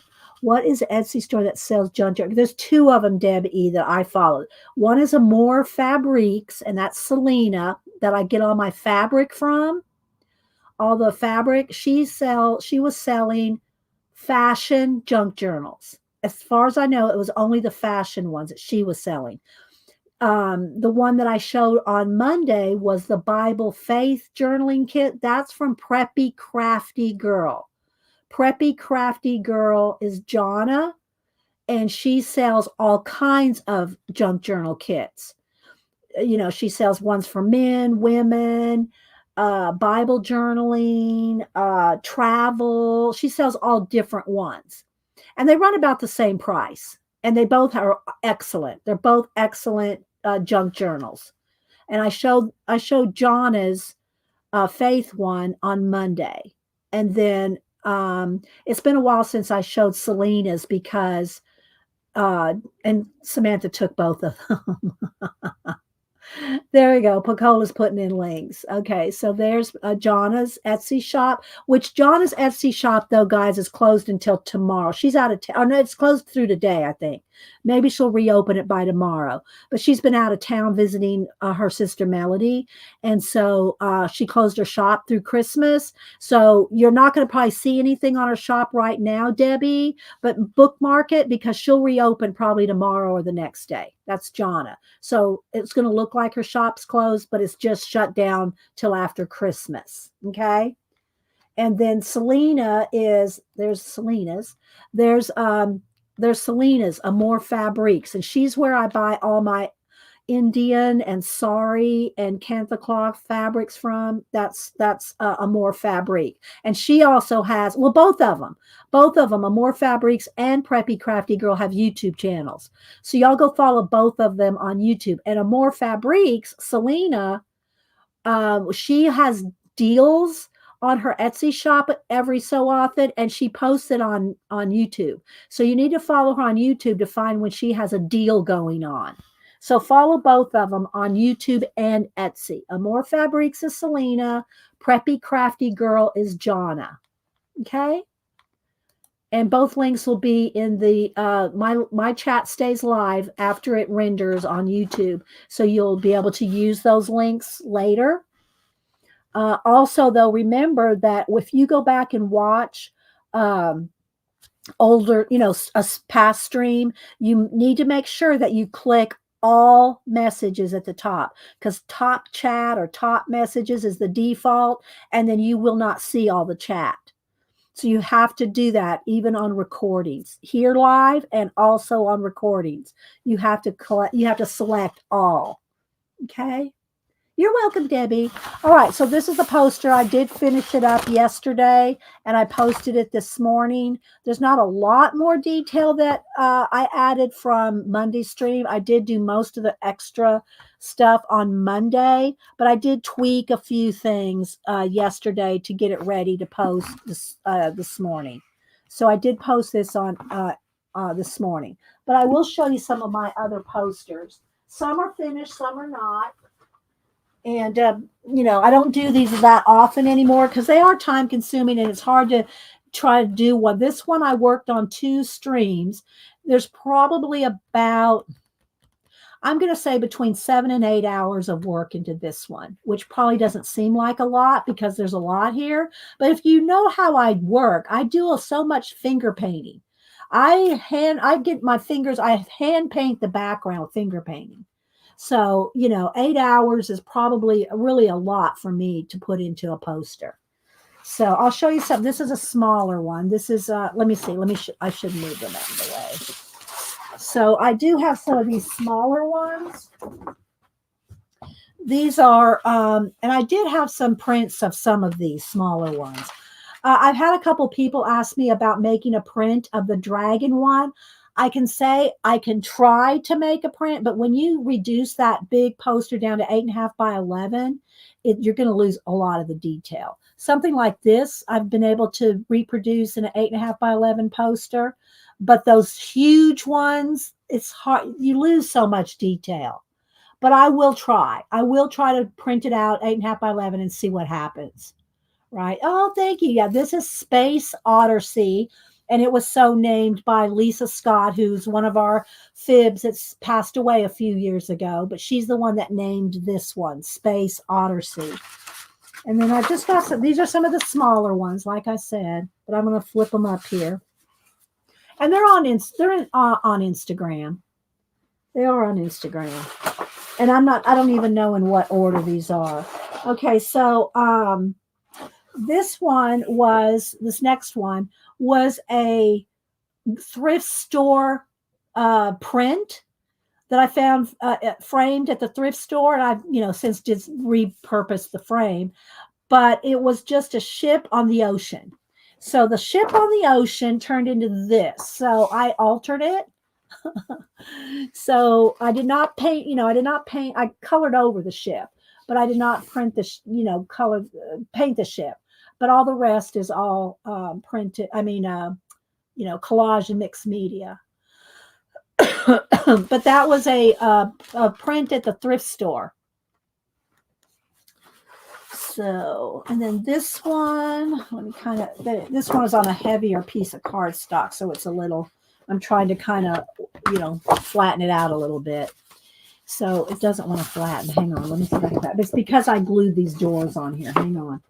The doors are kind of warping this one. And again, something like this, of course, I could not make a print of because they have doors, So here's this woman on a shell boat, and she's coming up to these 3 doors. So which door should she pick? Which door will she pick? So no, they can't be stickers, Raul. They're too, by the time, if I shrunk it down to a sticker, it would be a blue blob. It would just be a blue blob. You can't shrink something this big down to a sticker. Well, at least I can't. Maybe a professional printer could, but I'm not going to do that. So anyway, so there's those 3 doors. This is a really old one. This is Hump Day Cam. Now I did make a sticker of him, just his head. But look how big he is. See, he can be shrunk down to just his head. He can be shrunk down to a sticker. But something like this cannot be shrunk down to a sticker. Okay. Here's my 4 horsemen of the apocalypse. And again, it's just, if you know the story of if you've read the book of Revelation, then you get this. Here's an Alice rabbit with all kinds of watches and time flying around him. These are quite old, guys. I mean, I'm talking some of these are probably 2011, 12 maybe. Here's a space squirrel, a space giraffe. These smaller ones are quite old. Here's this one I did. It's a fox with earbuds. And then I did do a whole series of animals with earbuds. Now nobody wears these. earbuds. They wear the little, I don't. I can't. I don't know. I can't. So those things that hang out of your ears. Here's my If Pigs Could Fly. If Pigs Could Fly, with the tattoo and the nose ring and the, what is those called? Gauges in their ears. And then this is the one that I use. This is the one that I use as my header on my YouTube channel, my Facebook. This right here, that's my header on those. Thanks, Terry. And then, of course, everybody loves my peace sloth. And Picola and them were saying I need to do a girl that goes along with him. And so this is my peace sloth. I did make a sticker out of him because see how big he is? He will shrink, and I cut him out. I cut him out of the background. But he shrinks down to a good size. Big full-on posters, it won't shrink down well. Here's a angel, well, a cherub, I should say. Angels are not cherubs. Baby, angels are not babies. It's a cherub, but they're not. That's not what angels are. If you study them. Here's there's my bluebird in space, fighting off a rattler. Rattler, fighting off a rattler. He's done fought off a rattler. Every now and then that Southern comes out. Just saying. Thank you, Allison. And this one was from a poster of Big Ben that I altered. So the poster was just Big Ben, and everything else is what I've added to it. That I call him the Time Wrangler. So there's my Time Wrangler, and it was just a poster of Big Ben, and I added all the rest of it. So, all right, this one, now I've got a couple here. Well, this one's not finished, but I kind of don't want to finish it because then I have a sample.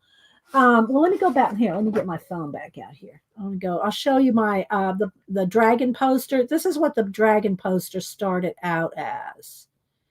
Where is it? Let me scroll back here. Yeah, I took a picture of it before. No, it wasn't before Christmas. It wasn't that far back.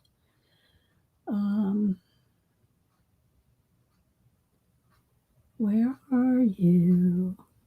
Where are you, half-finished poster? Oh, it was before Christmas that I took. Okay, here we go. So this is what the dragon poster started out as, right there. There's the collage. That's the collage that I did before I added any paint. That's what these posters start out as, like this. They all start out like this, the same way. Or any of my other smaller collages. I collage, then I paint, then I add detail. So this one, I've collaged, painted, but I've not finished painting or adding the detail. So this one is not done. And you can see where some of it's not blended, it's not painted in. All this is not done. See the white line right there with the torn? That's not painted in. So this one is not finished. But I kind of like it unfinished because then you can see an in progress step. This is like an in progress step. All right, so this one, here we go. It's another.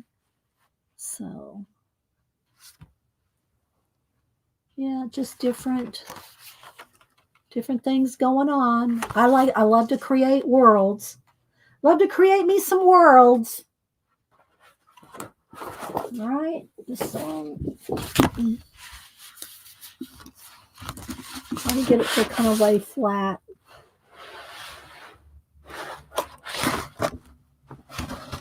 Again, it all starts with just collaging stuff down and then blending, making the world come together with paint. Okay.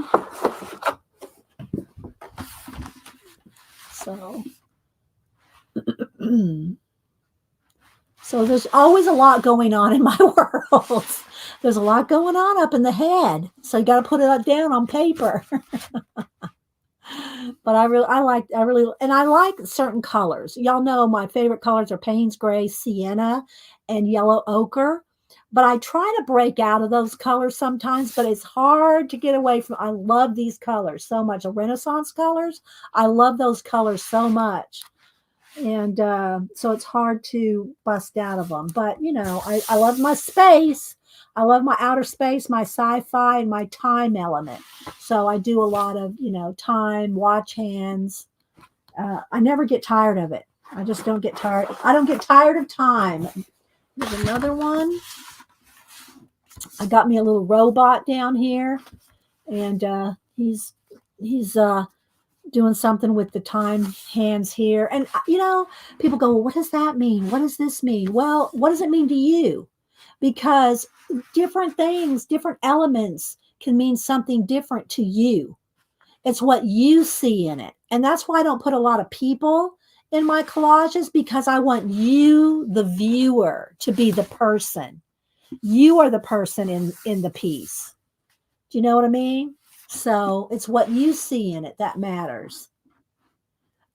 Marsh. All right, this is one of my favorites. This one's I did this one in 2022, so this is a newer one, and it's like a battle. It's like, it just reminds me of a battle after a battle, and here's like the remnants of a battle. I got a little UFO right there. And so this one is just like a remnants of a battle of whatever your imagination wants it to be, Okay, Arlene, thank you for stopping in. So we did this one in 2022. I say we because if I do it on stream, which most of these I do on stream. All right, this one's not finished, and I probably won't finish it. Cameron found I think it was a deer skull, and so I took pictures of the deer skull and started doing a pen and ink, and then so there's the top view, and then here's the side view, which is not finished. But I was going to make a little astronaut, like this is a spaceship with the skull being the ship, but I never finished that, but I probably won't. But that was a pen and ink that we did. And I'll show you my two other posters. They're over here on the side from my Inktober, because I did do 2 posters for Inktober. Okay, this one, I love this one too. I only got a couple more, guys. This one is my lemur circus. So I painted the lemurs and the boxes, and then collage the circus. So the circus characters are collage. And I did the circus acrobats, like making a star chart with their acrobatics. I thought that was kind of clever myself. I really like that idea. And then I just painted the lemurs. Y'all know me. I love me some lemurs. Do you have ambitions to do art? No, I have no desire to be in a gallery role. None. Never have. I know that place. Well, yeah, you should do something. Everybody says that, but I have no desire to be in a gallery. I don't even know what that would entail, but no, maybe after I'm dead, my grandchildren will put them in a gallery. I don't know. I just have no desire to do that.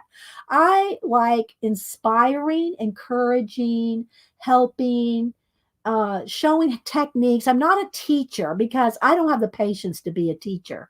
I do not have a lot of patience. I want to tell you how to do it. You better get it, and let's move on. And that's just I'm not a teacher, but I like to inspire and encourage.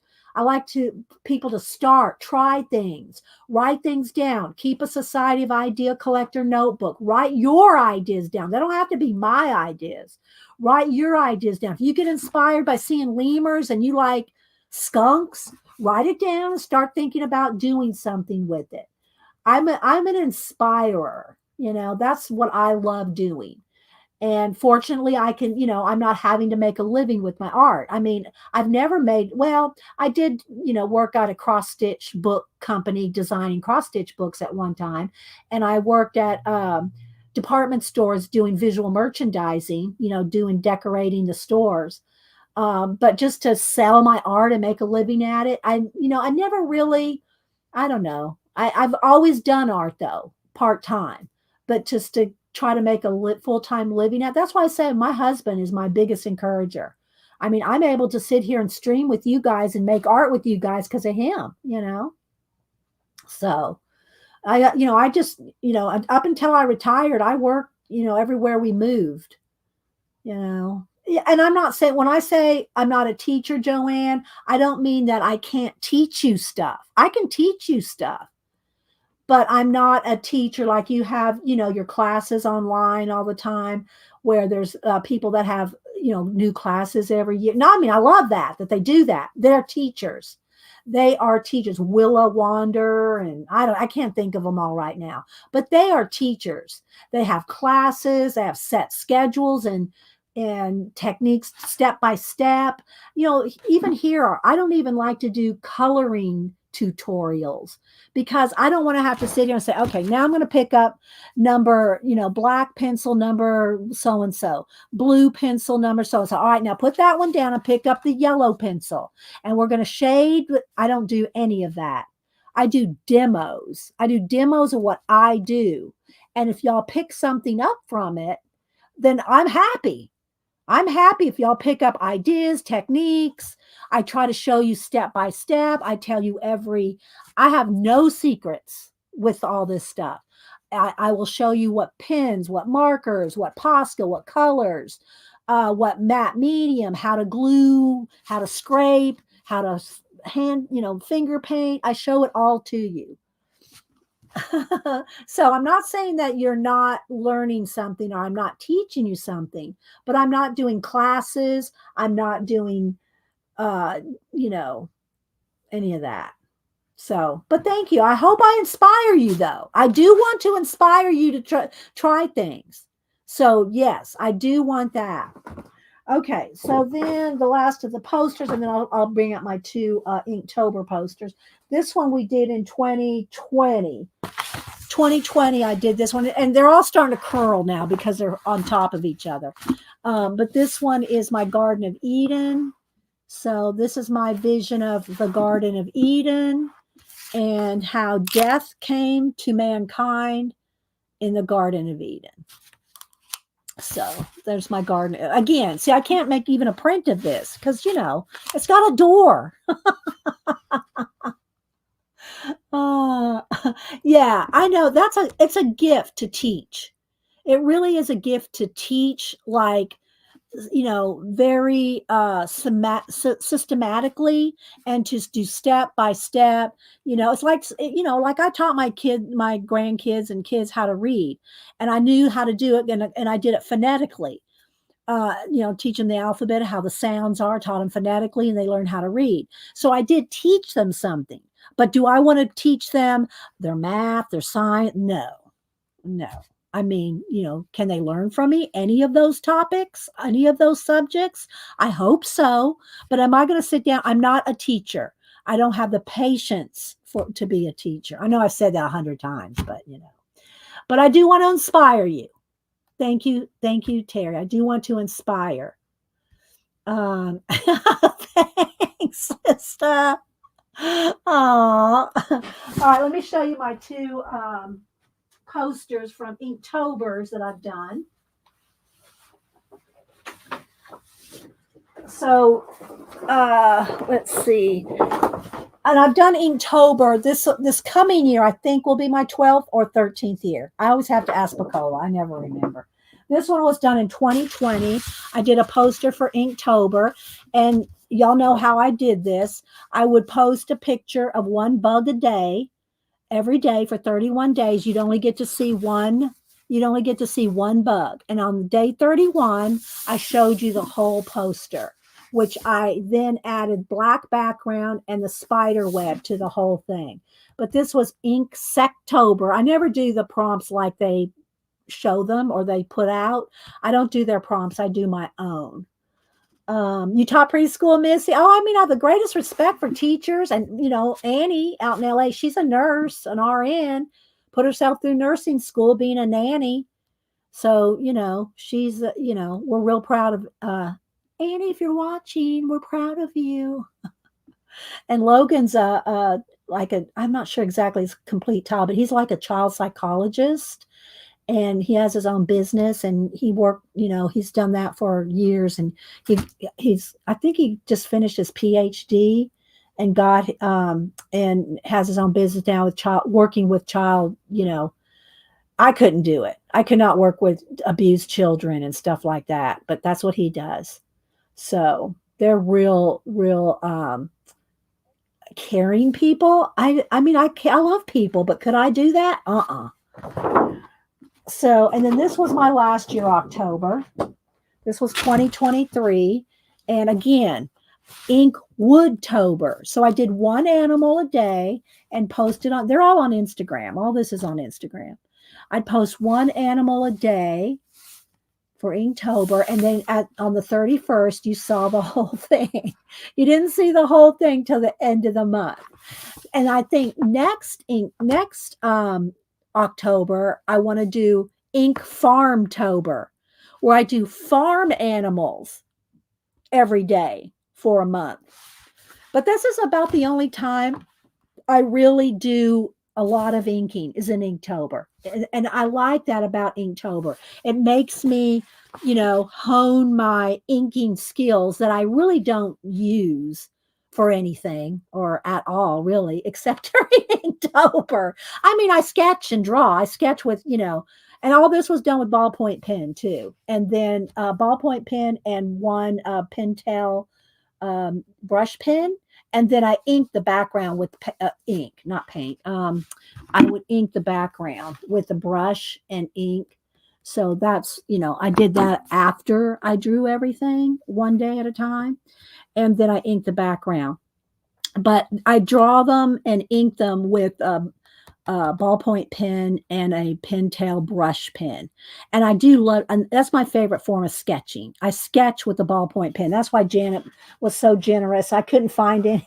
I mean, I knew I could find them on Amazon, but she beat me to it. I'll show you my favorite pen here. If I have one handy, they're in my room, and they're wherever I'm sitting and drawing. So I don't have one in that little bucket there. Let me see if I got one in here. My crystal, this one, the crystal 1.6 millimeter Bic biro or ballpoint, whichever one you call it. This is my favorite drawing utensil. I sketch with these, and that's what I drew these with. I draw with these and then ink them in with. Let me see if I got one in here. Do I have one of the? I put these pencils Annie gave me in here, and I can't get them out. Those here. Let's see. This is not a very. Well, that's a Copic one. Copic one's good too, but I have I love the Pentel one, and I may not have one in here. Well, here I'll show you what they're like. Though this is a Copic one, Copic or the Pentel one, but they're brush pens like this. Okay, I like the Pentel one, but Copic makes them too. I'm just not finding one that's handy. Thanks, Janet Nash.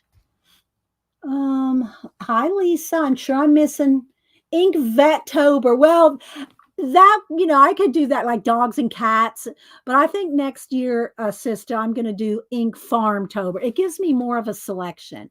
Otherwise, I'm just trying to draw, variations on cats and dogs. Dogs have more variation in breeds. Cats all kind of, I don't want to say all cats look alike. I'm not a cat racist. You know what I mean? There's only so many ways I could draw a cat personally, but there's a lot more different kind of dog breeds that look different. But cats kind of, they all have the same shape. You like that, Marge? So anyway, those are my posters, and again, this is our newest one, and I did post it. It is posted on Instagram if you want to see it. All right, so let me move these off the table. Oh, now my eyes are watering. Okay, let's see. What else do we have around here? So, yeah, I'm trying to think of what else. It's 10:30. Let's see. Vet because you're happy email that you received. Yeah, that's true, sister. Okay, let's see. Let me get a drink of water. I do have the brightness down because of the posters. When they're dark like that, they suck the light out, so I have to turn the light. Okay, so let's see. I know what I was going to tell y'all. What I do with it though? Where'd I put it? Where'd I put it? Over here. All right, so y'all know I was doing. Hang on. Where'd I put it? Hang on. Where did I put that journal? Hang on, I gotta find it here. It's right here somewhere. Or did I? Oh, it's in the bedroom because I was working in it. Hang on. I was laying in bed working in it.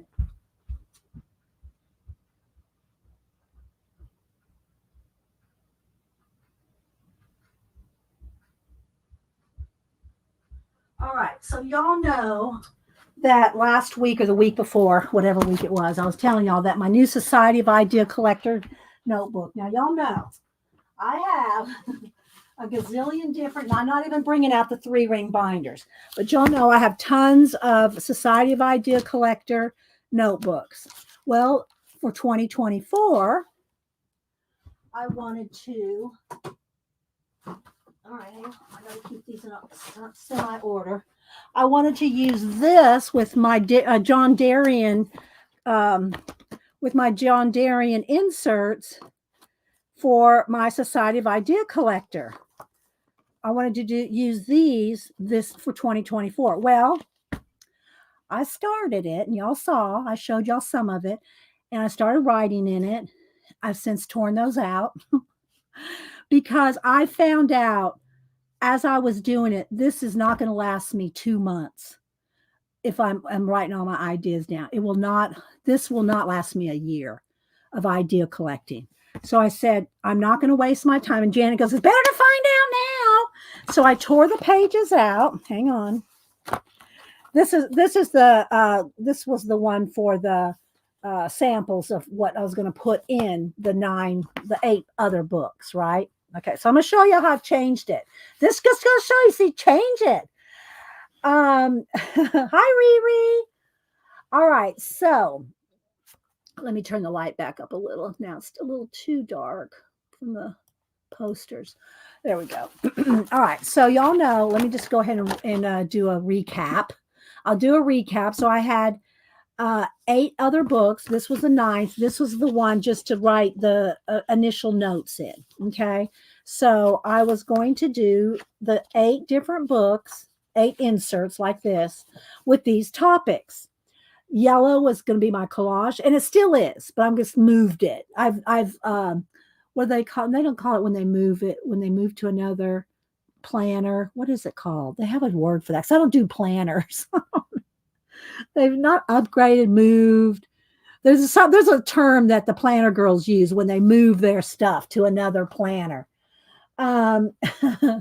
Okay, so collage themes and ideas was yellow, quotes, lyrics, and story ideas orange, mind maps and sketches red, pink is Barbie photography, Barbie list and ideas. Purple was studies because I study a lot of things. Blue was supplies and patterns and kind of like a general supply list thing and how I'm using them or new ideas for supplies.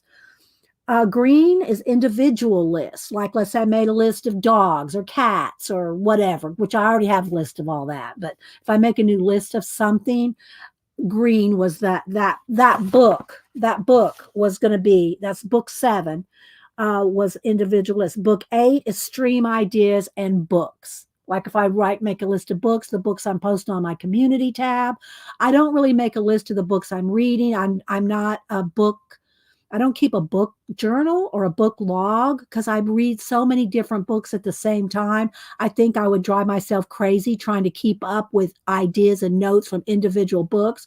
If it's a book I want to know more and remember things about, I annotate the book.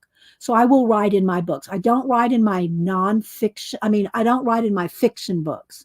Like I'm not writing in Lord of the Rings. If I wanted to do that, if I wanted to annotate Lord of the Rings, I'd buy another copy to annotate it, not my nice, But I do annotate my nonfiction books, and that would go under studies, right? So I do write down the books that I post like on the community tab every week. We're up to week 50 because I started the second week of January last year, and I'm going to continue. So next week will be 51, 52. I'm just going to continue on. I'm not doing it by year or week. I'm just doing it numerically. So, and then 9 was this book. So I was going to do 9 books for 2024. I know I'm missing some chat. Uh, no, not relocated. What is it? Not transferred. There's a term they use. If y'all say it, I'll know it. When you just like when you lay things out, you audition it. There's a term they use for when they move to another, when they move from planner to planner. No, not migrate. Those are all good terms, but it's not the term that they use in the planner community. I don't know. I don't know if I could find it on Google. Let's see. Let's try this. I'm going to try. Okay. Let's see what happens. Term used by planners. Wait a minute. Come on. I got to start over.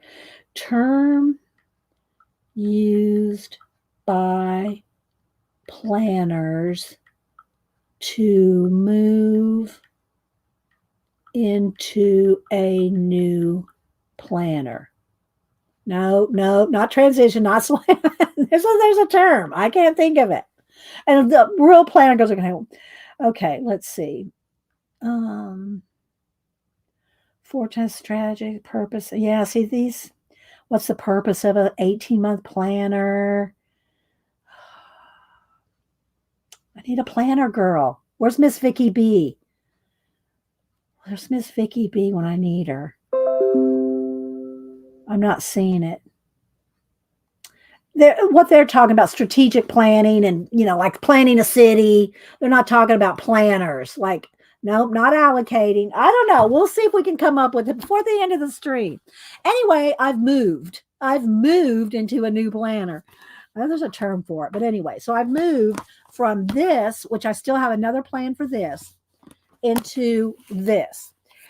So I used to love happy planners, but I'm not a planner, but I love happy planners. So I would use my happy planners for other things: sketching, drawing, quotes, notes, ideas, studies. I would just use the little boxes and the little squares for other things. No, not ledgering, not repurposing. Maybe I'm making it harder than it is, but they just move into another planner, but they have a term for it.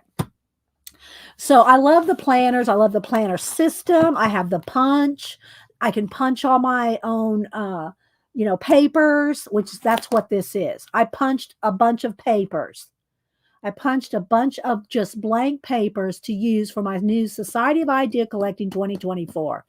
And if y'all ever do any happy planner or the ring binding system, I will tell you, you really want the metal rings. The plastic rings do not swivel the papers as easily as the metal ones. The metal ones are more expensive, but so worth it. The plastic ones have beautiful rainbow colors, blues, red, every color. But this is the rose gold metal ones. The metal one, and they all have hearts in them. The Staples has the extra big rings, like this big, and they're only black and they're plastic. So these are the largest rings that you can get for the happy planner, and they are no, Raul. It's not that. We're not that involved, Raul. No, y'all don't. That's okay. Just forget it, guys. We're getting off in the weeds now. It's not that. Complicated. It's something simple, like moving. But it's a word, that's a term that planner girls use all the time. Anyway, don't worry about it. Just don't worry about it, guys. So, but the metal rings are the best rings to use. Okay. No, not export, but y'all all have good words for it. So now here's the thing. If y'all were a real true Society of Idea collector, y'all would be writing down all those terms right now. They're all excellent terms for mind mapping. All those words. Let me scroll back. I'm going to read them out. All these would be excellent to keep track. And I'll probably, when I go back and scrub through the chat, I'll probably write these down in my book. Got relocated, transferred, migrate, transition, allocating, swiping, ledgering, repurposing, evolving, spreadsheeting, migrate. Yeah, the arc rings are the ones from Staples, Sista. Yeah. And they're good. They're the biggest rings you can find are those arc rings, but they're plastic. Switchy, no Ruby.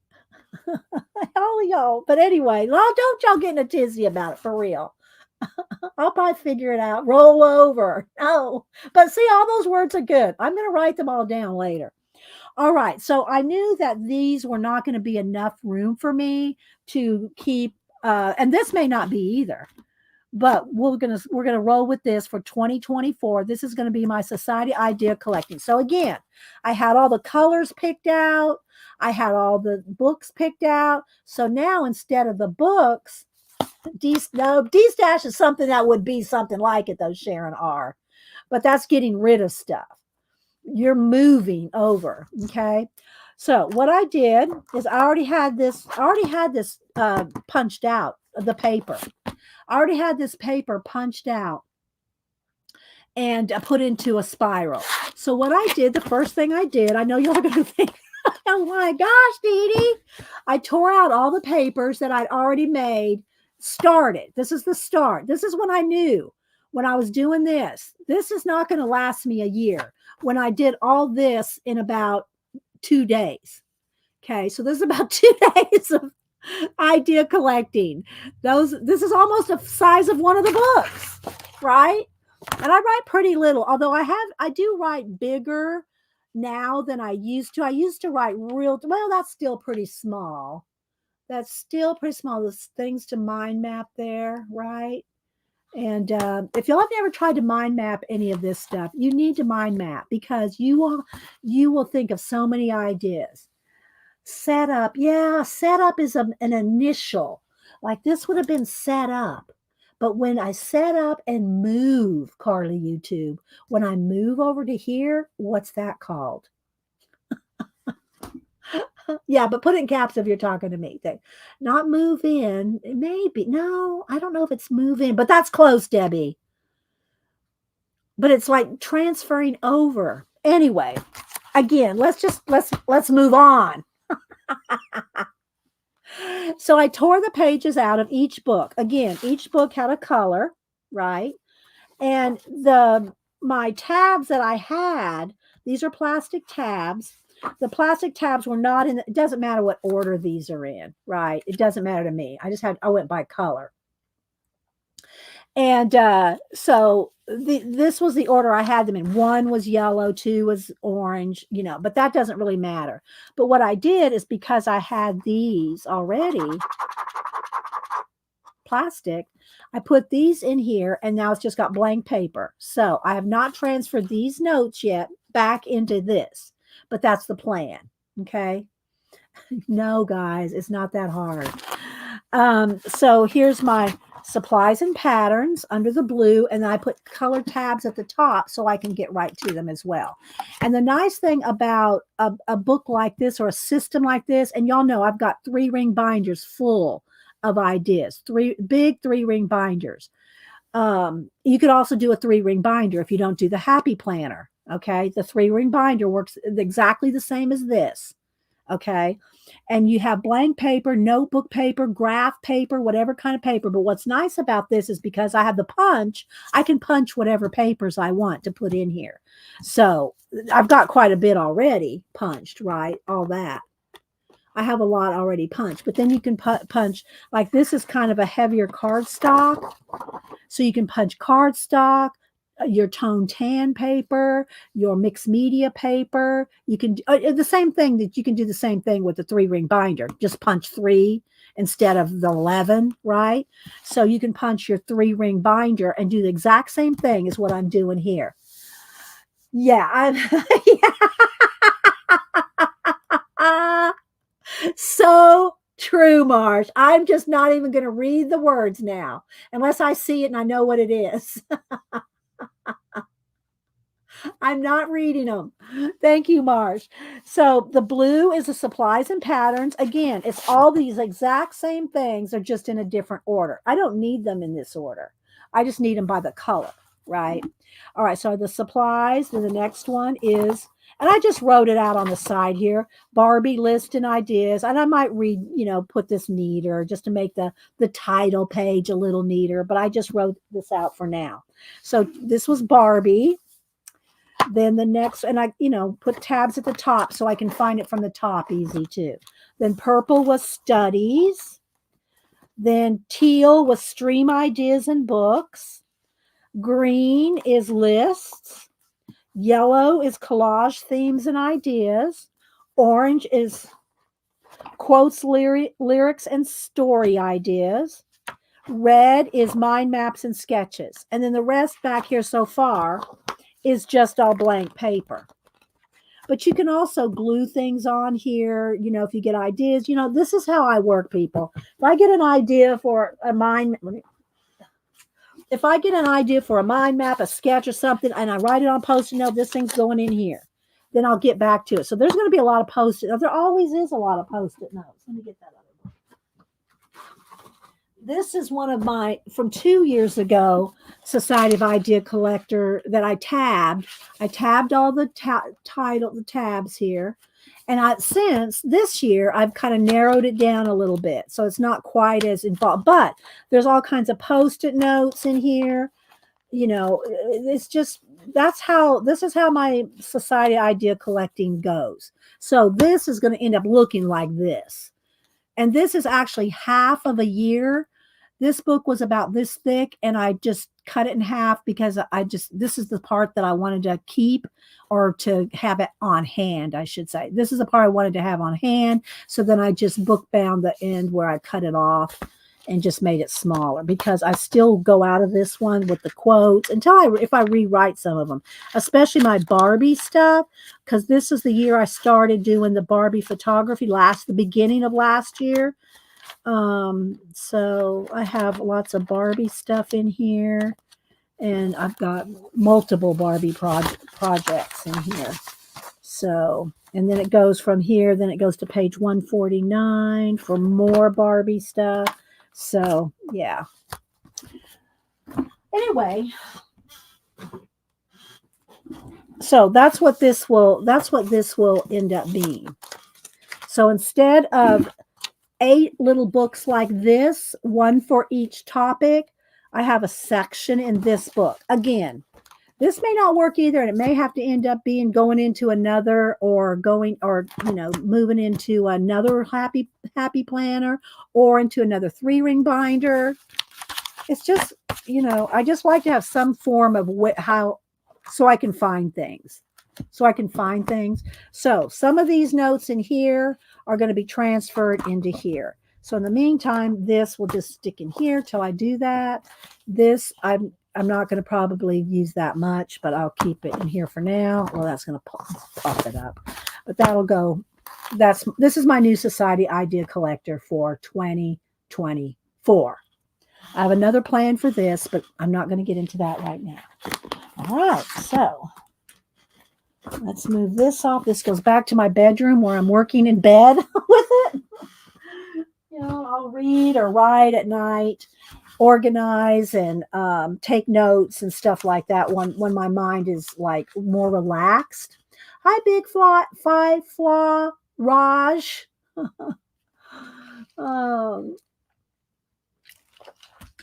Okay, so I showed Denise's woodworking. I made it. See, I write everything down on Post-it notes. I read our 1-page week thing. I told you all about my community tab book every week. I write. It's Post-it notes are everywhere.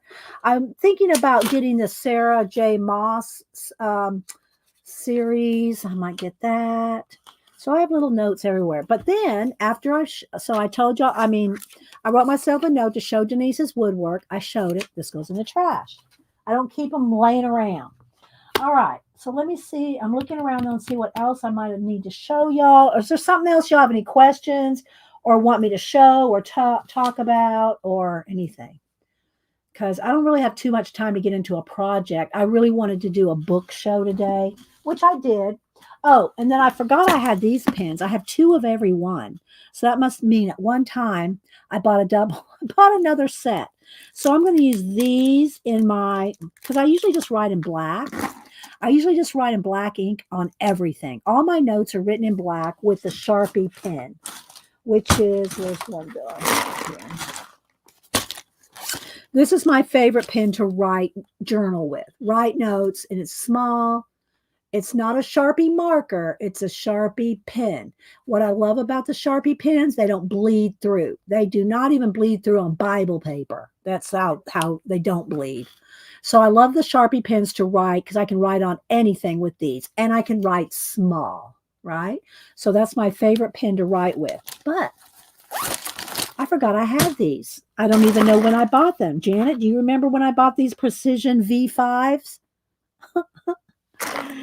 And so I must have liked them because I guess I ordered 2 sets at one point. So I'm going to use these in my Society of Idea Collector notebook this year because I never write in colors.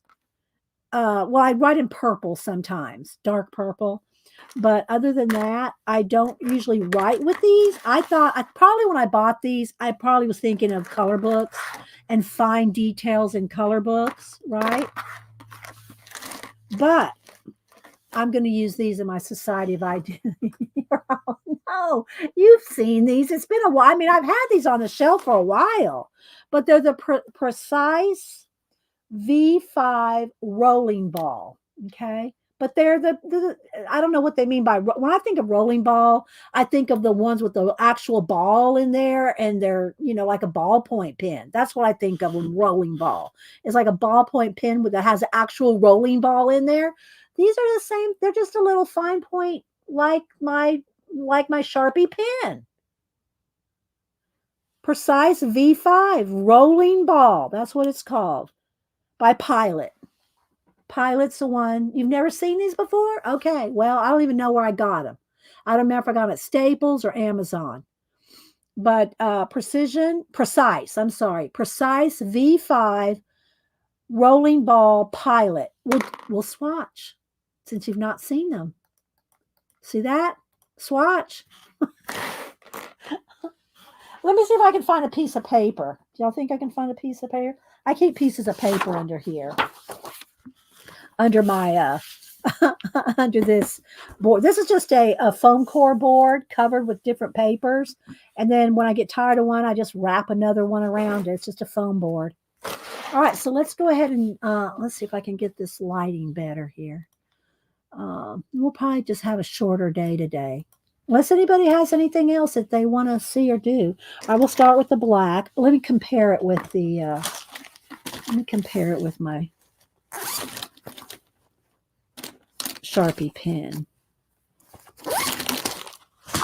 Okay, here is the Sharpie. I'll see how it feels different. This is the Sharpie pen. And I'm writing a little bigger so y'all can see on camera. All right, so here's the Precise. Okay, I can tell you right now, the Precise is a little scratchier, but it's a little thinner. It's a little more accurate. It's more precise. The Precise is more precise, but I can feel it more. Do you know what I'm saying? I feel like this is flowing over the paper.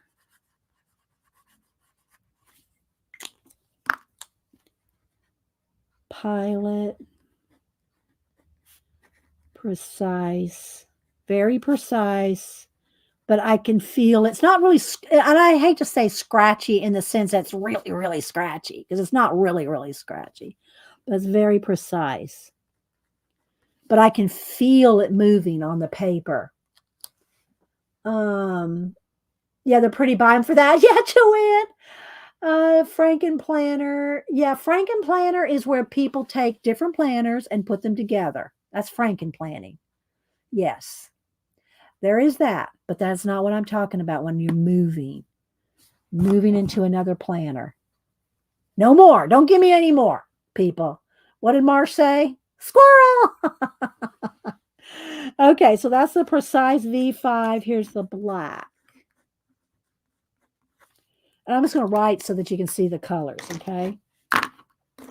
Here is the Precise. And this is, now, this one's even a little less scratchy. The pink is a little less, and again, maybe I shouldn't be using the term scratchy. Don't give me any words. Not quite as flowy as this one's more flowy than the black. All right, so this is the Precise V5, and I don't think the colors are named on them, but this is like a hot pink.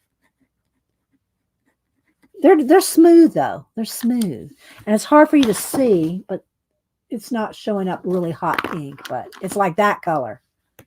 Hi, April. It's kind of like that color. So I got 2 of those in yellow. Of course, you're not going to see this. You're not even going to see that yellow. So I don't know that I'd use the yellow for writing any notes because, I mean, although it matches my yellow topic, you can't see it, right? You can't see it. All right, here's orange. And I'm writing bigger for you guys. Orange, Precise, Pilot, V5. Again, you're not even seeing the colors.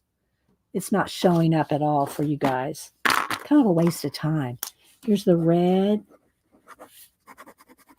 Maybe if I did a swatch like this.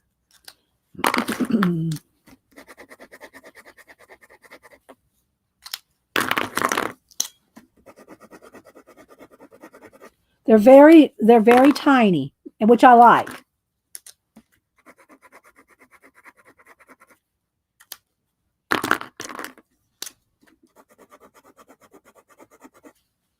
There we go. All right, then the lime.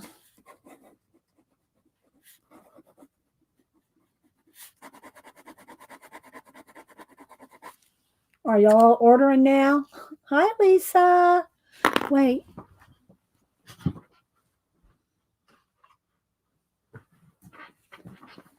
Hey, girl, hey.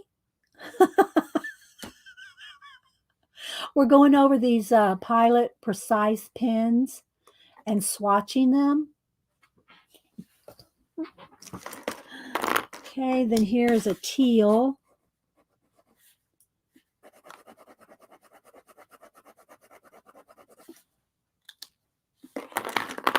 A blue.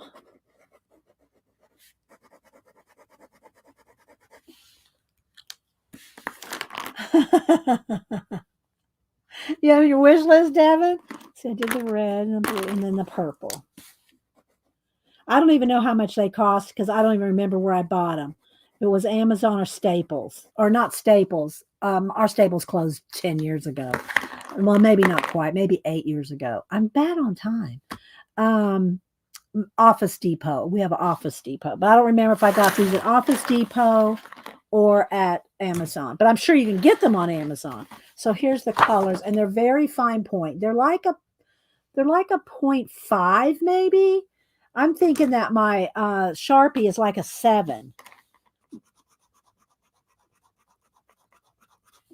So it's between a 5 and a 7. They're very fine point.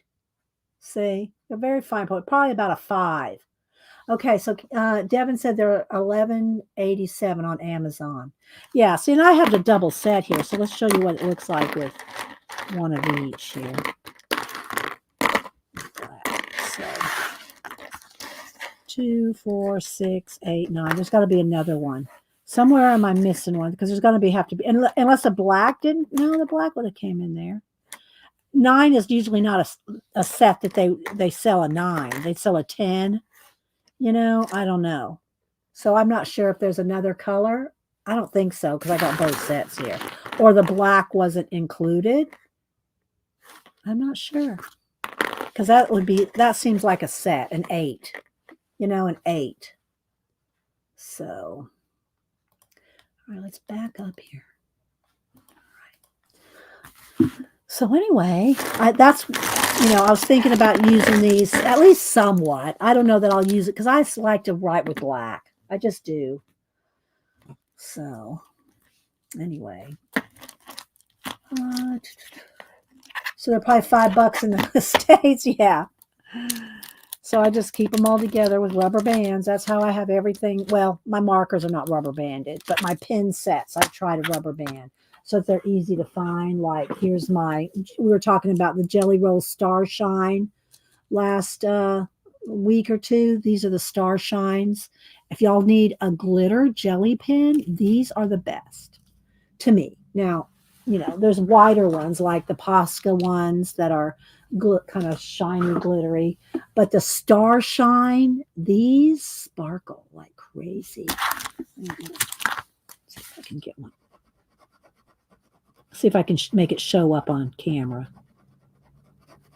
And how you can tell the difference when you purchase them at the store. Now, you just look up Jelly Roll, Sakura, Star Shine, I think is what they're labeled as. But they have a little star. See that little star right there? There's a little glittery star on the cap right there. I can't see it. Right there we go. See that little star on the cap? But these are very twinkly. They're very twinkly. Let's see if I can get it. There we go. See? Look how twinkly that is. These are and they're little. They're little. My zebra click art. Oh, I have to compare? Leah, I don't know. I can't think right. I can't compare in my head how they feel in my hand. I'd have to try it again. But look, let's do another color. Let's do the red maybe.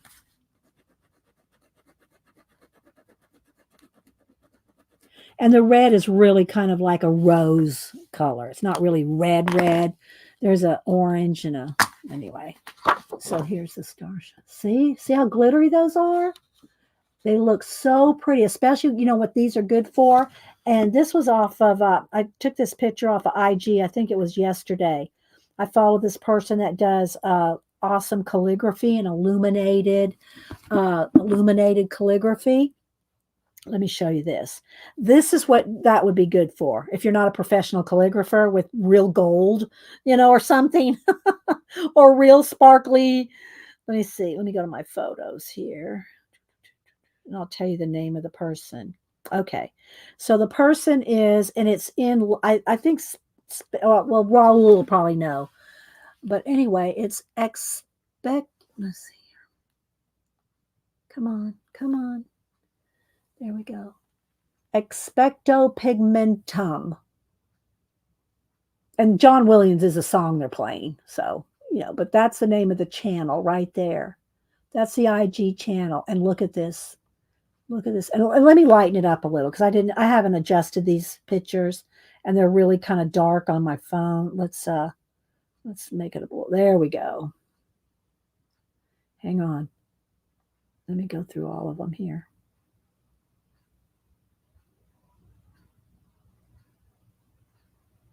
Because they're kind of dark. I just took it was a video. It's a video, and I just took screenies of the video. So let me show you all this. Expecto Prima is famous. No, that's not what this is. This. I'll show you. Look. So here's a close up. Look at the gold. See, now they're using gold ink or real, So this is all the same piece. This is just around the edges. You have to, well, maybe I can find the video. Hang on. There's the calligraphy. You know this artist, Raul? Isn't it amazing? Do I have any more? Oh, here's another one. Let me didn't brighten this one up. Hang on. It's amazing. There's the sketch in the middle. There's the pre-sketch there. Look at that. But anyway, what I was going to say is if you do like Janet did the illuminated letters week before last, this is the kind of thing that this would be good for because it will do this.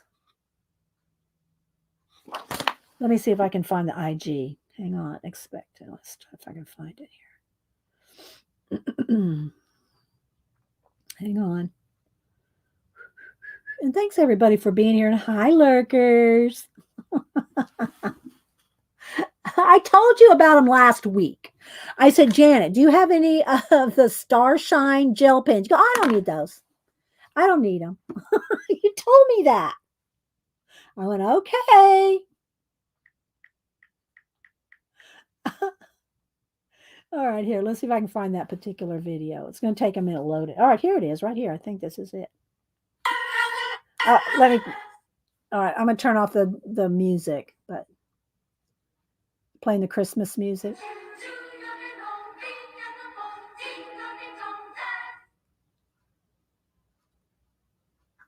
Isn't that stunning?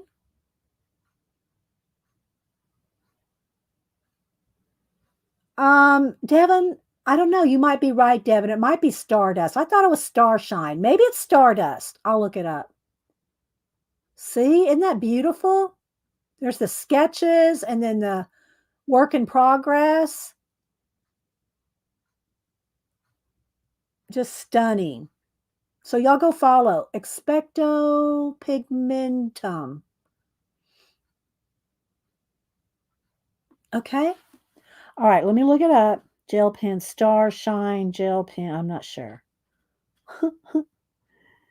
Starshine gel pen, Sakura. Let's see. Stardust. Yeah, it is Stardust. Thank you, Devin. It's Stardust, not Star, whatever it was I was calling it. Thank you all. Yeah, Stardust. Glitter Jelly Roll Stardust by Sakura. It's on Amazon, according to this. Amazon for $15, Janet.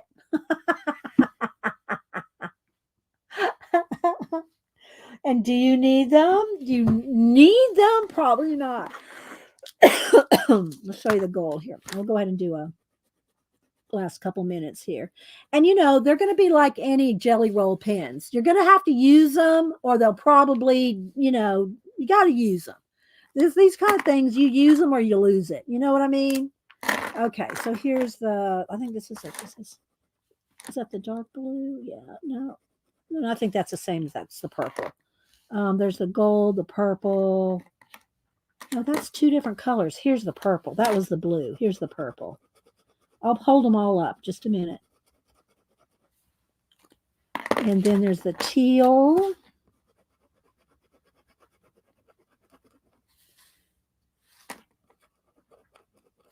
And then there's an orange.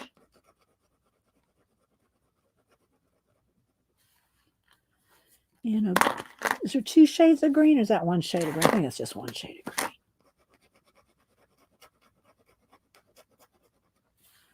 Did I get them all? Pink. Don't think I got the pink.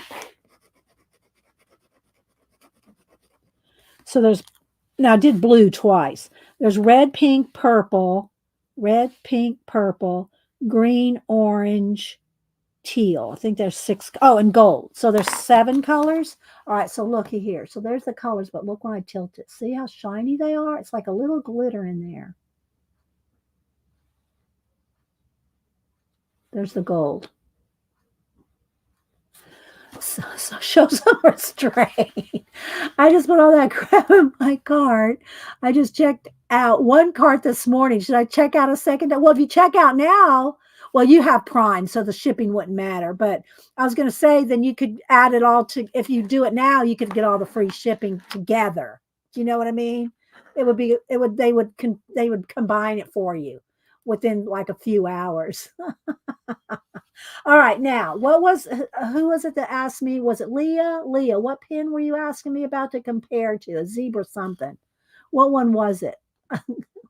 What one was it that you want me to compare to, Leah? I'm scrolling back. Zebra click art. Okay. The click arts are going to be ballpoint pens. They're going to be ballpoint pens. Is this them? Is this the zebra? I got a whole bunch of different ones. No, these are the Bic clicks. I got the Bic clicks. Where's my zebras? Are these them? No, these are the Callisto clicks. Where did I put them? I'm probably using them, and that's why they're not handy. Paper Mate Ink Joy. Here's the Ink Joy. Wait a minute. Where's my zebras? Let's see. Here's the Sarasa. These are zebra, but I don't think these are the ones that we're talking about. Are they? Maybe. Here's the Pilot G2. Here's the Sarasa Zebra Sarasas. What are these? These are the Tool. These are the brand, the Office Depot brand. These are the Sarasa as well. There's just more colors. More colors to the Sarasa. These are the Uniball Signo. These are just the gel pens, though. Let's see, what are these? What are these? These are my what do you call it? Cheap fountain pens that are very scratchy. I would not recommend these. Although, oh, I gotta show Janet something else. She's gonna be so mad at me. I forgot to show her something else. Wait a minute. Let's see what other ones I got over here. What are these? Are these the zebra ones? No, those are the Bic. These are the Bic grips. I think these are the Bic. These are all Bic ones. Wait a minute. Oh, these are the Pen and Gear. These are another one I got I don't use. I don't use the Pen and Gear. Mary likes Pen and Gear. I'm trying to divide them up by kind here. Okay, so there's the Pen and Gear. Let's see. What other brands do we have? And I didn't just buy these yesterday. I bought them over the years, guys. Here's some more of the Sakura Jelly Rolls. These need to go over there with those. Okay, let's see. Let's see, what are these? These are the Paper Mate Ink Joy. These are more Ink Joy. Where's the Pen and Gear? Where's the Ink Joy? These are different Ink Joy. They're a different something, but it says Ink Joy. Let me see what other pens. Okay, wait a minute. I'm looking for the Z. I don't know. Oh, wait. No. Hang on. I'm trying to separate between the markers and the pens and the gel pens. I'm not pulling the gel pens off. And I'm trying not to pull the fine liners off. I got the fine liners too. Try not to pull those out. Wait a minute. What are these? Those are Bics. These are Bic as well. So I got a lot of Bic. I think all these are Bic. Hang on, guys. I don't know. I don't see the zebra ones. I know what ones you're talking about, but I can't find them right now. Oh, wait. What are these? Wait. What are these? No, those are other gel pens too. Some of these are just cheap gel pens. Cheap gel pens that I'm not even pulling out. But I am looking for those zebras. What are these? These are Pentel glitters. Pentel glitter. I'm not seeing them. Not seeing them, Leah. Okay, let me go back. You can't stop buying crappy pens.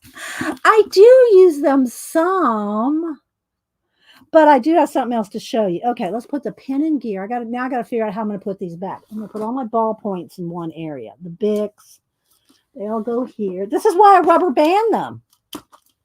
This is why I rubber band them, guys.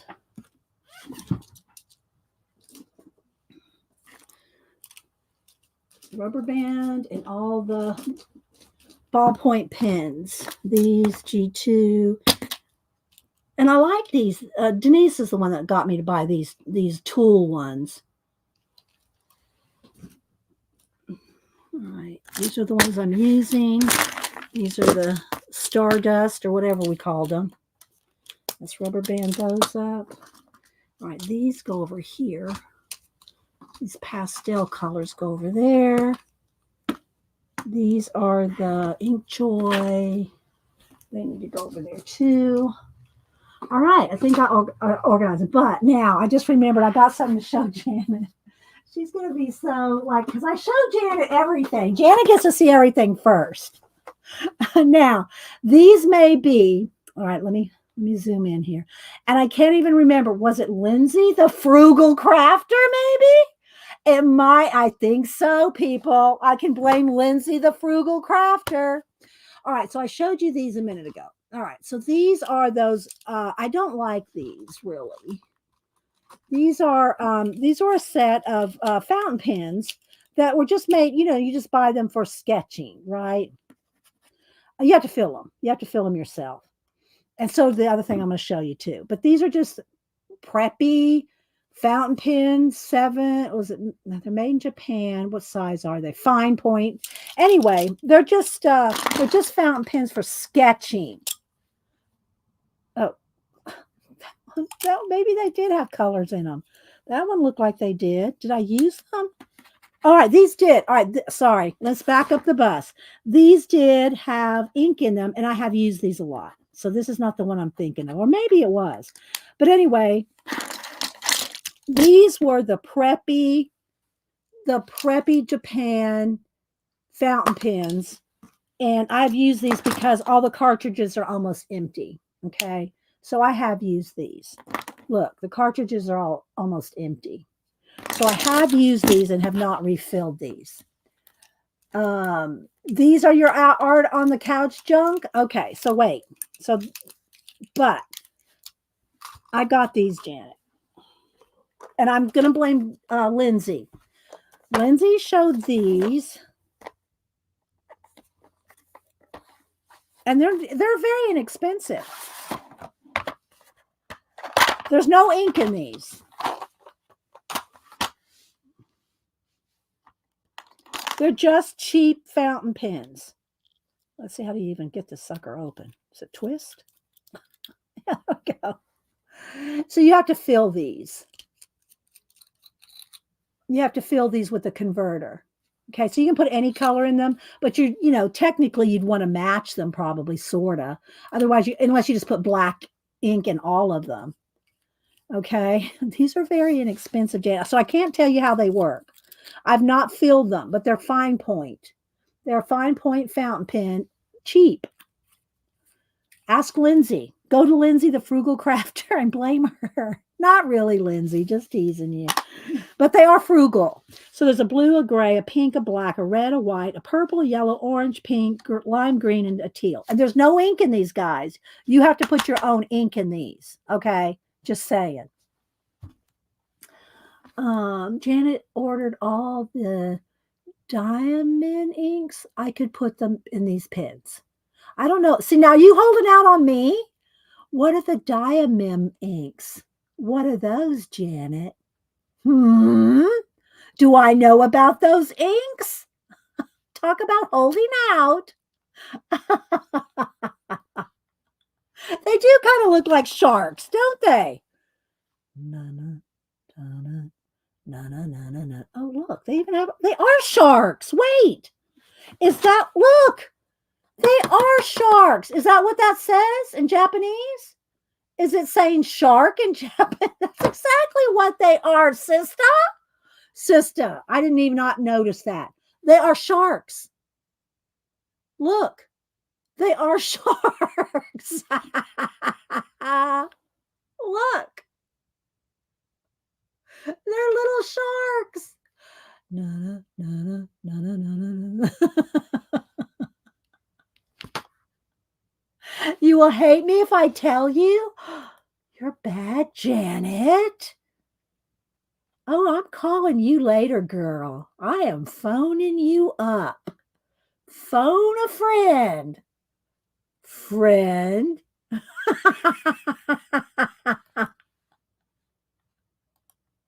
Why are you sitting on your hands? Oh, because you don't want to buy them?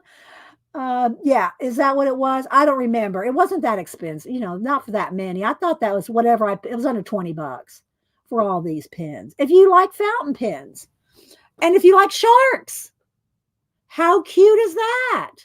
Little shark pens. Oh my gosh. Thanks, sister. I would have never noticed. I mean, I hate to say that, but I don't read Japanese and I don't know. Maybe eventually I would have looked at that one. Oh yeah, it looks like a shark. But I guess you could really tell because it looks like the fins, right? I just thought it was a decoration, something to line them up with, so they all line up nice and neat. Click Arts came with a pouch. Oh, here they are right here.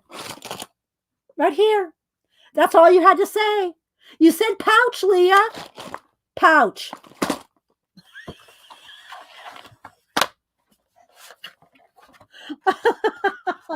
Leah, you should have said that sooner.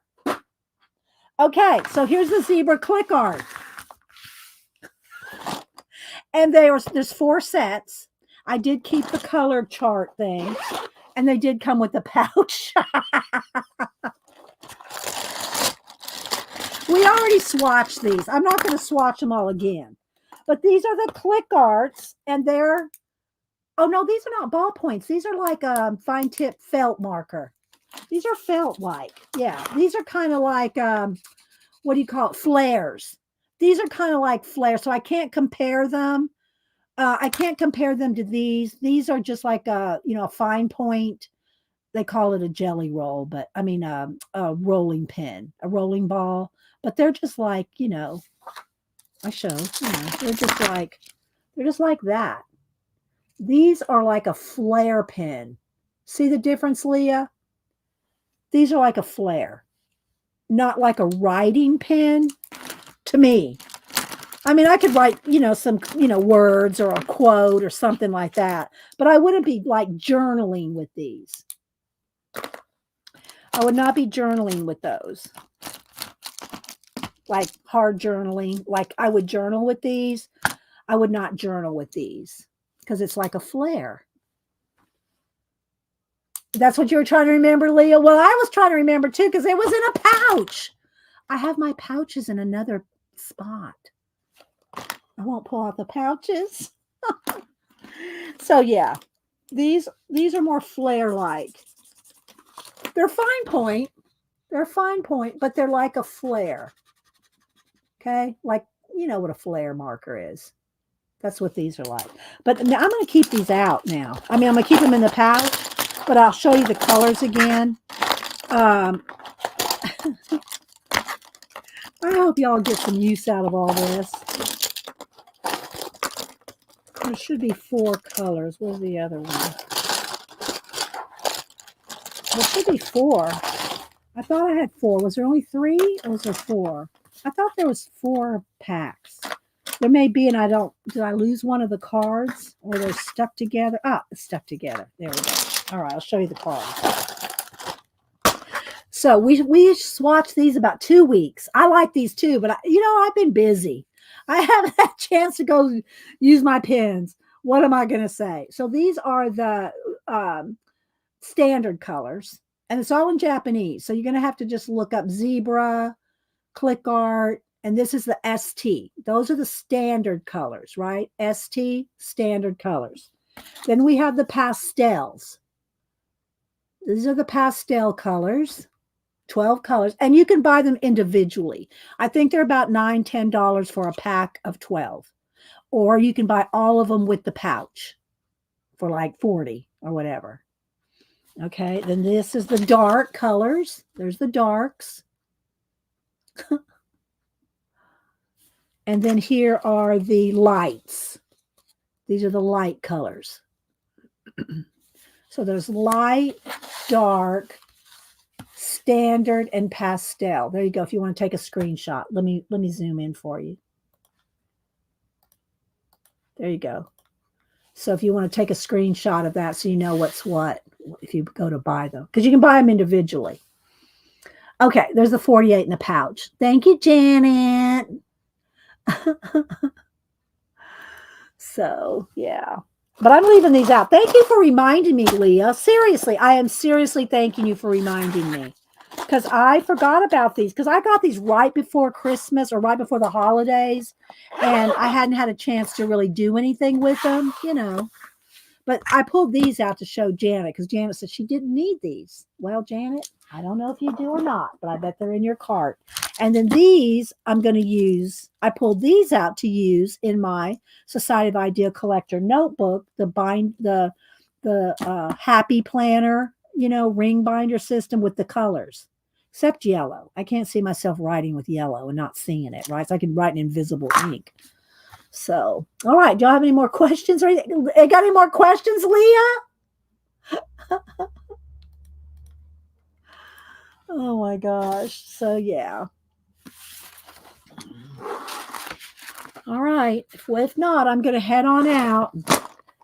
And I hope y'all have had a good Christmas week. $89 without tax in the cart, right? That doesn't mean those pins. You mean these were $89 or you in your cart? In your cart is $89 worth of stuff. These are not $89. If they've gone up to $89, do not buy them.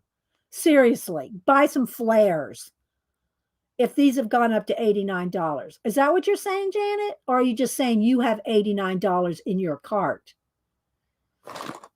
Thanks, Devin. And y'all make sure and check out Devin's channel too if you want anything jelly printed, jelly plate.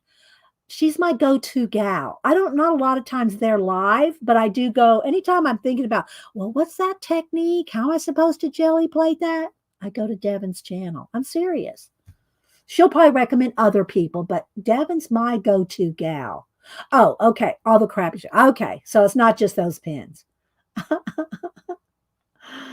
Oh my gosh. All right, guys. Well, thanks again. I hope y'all had a good Christmas. Thanks to everybody for coming over on Monday on Christmas Day and streaming with me. So, we had people that didn't have to be alone. And I didn't have to be alone. So, okay, guys.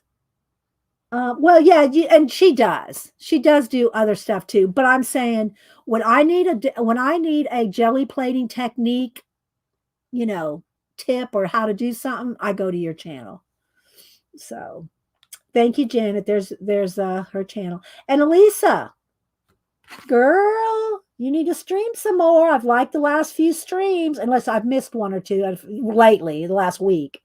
But I did put you on notice. You are on notice, girl. You are on notice. I want to see some Christmas hauls, some Christmas books, something you got in supplies. Don't tell me you didn't get a Christmas haul. Hi, Colleen. And Colleen and Kathy did stream yesterday. I was, back and forth. I did stop in for a couple minutes, but, Hubster was at the dealer for 3 hours. I was getting ready, and we finally got to the bookstore at the end of the day. So, okay. So Devin is going to stream today. Y'all invited. All y'all invited. I'm saying it my southern accident. I'm saying it my southern accent. Devin's in Canada. And I'm saying, y'all need to go to her stream. Just saying. Get out the Wi-Fi and go watch Devin in Canada. I love my Georgia. I love my Georgia peeps. Okay, guys. Y'all have a great day. And thanks, everybody. Bye.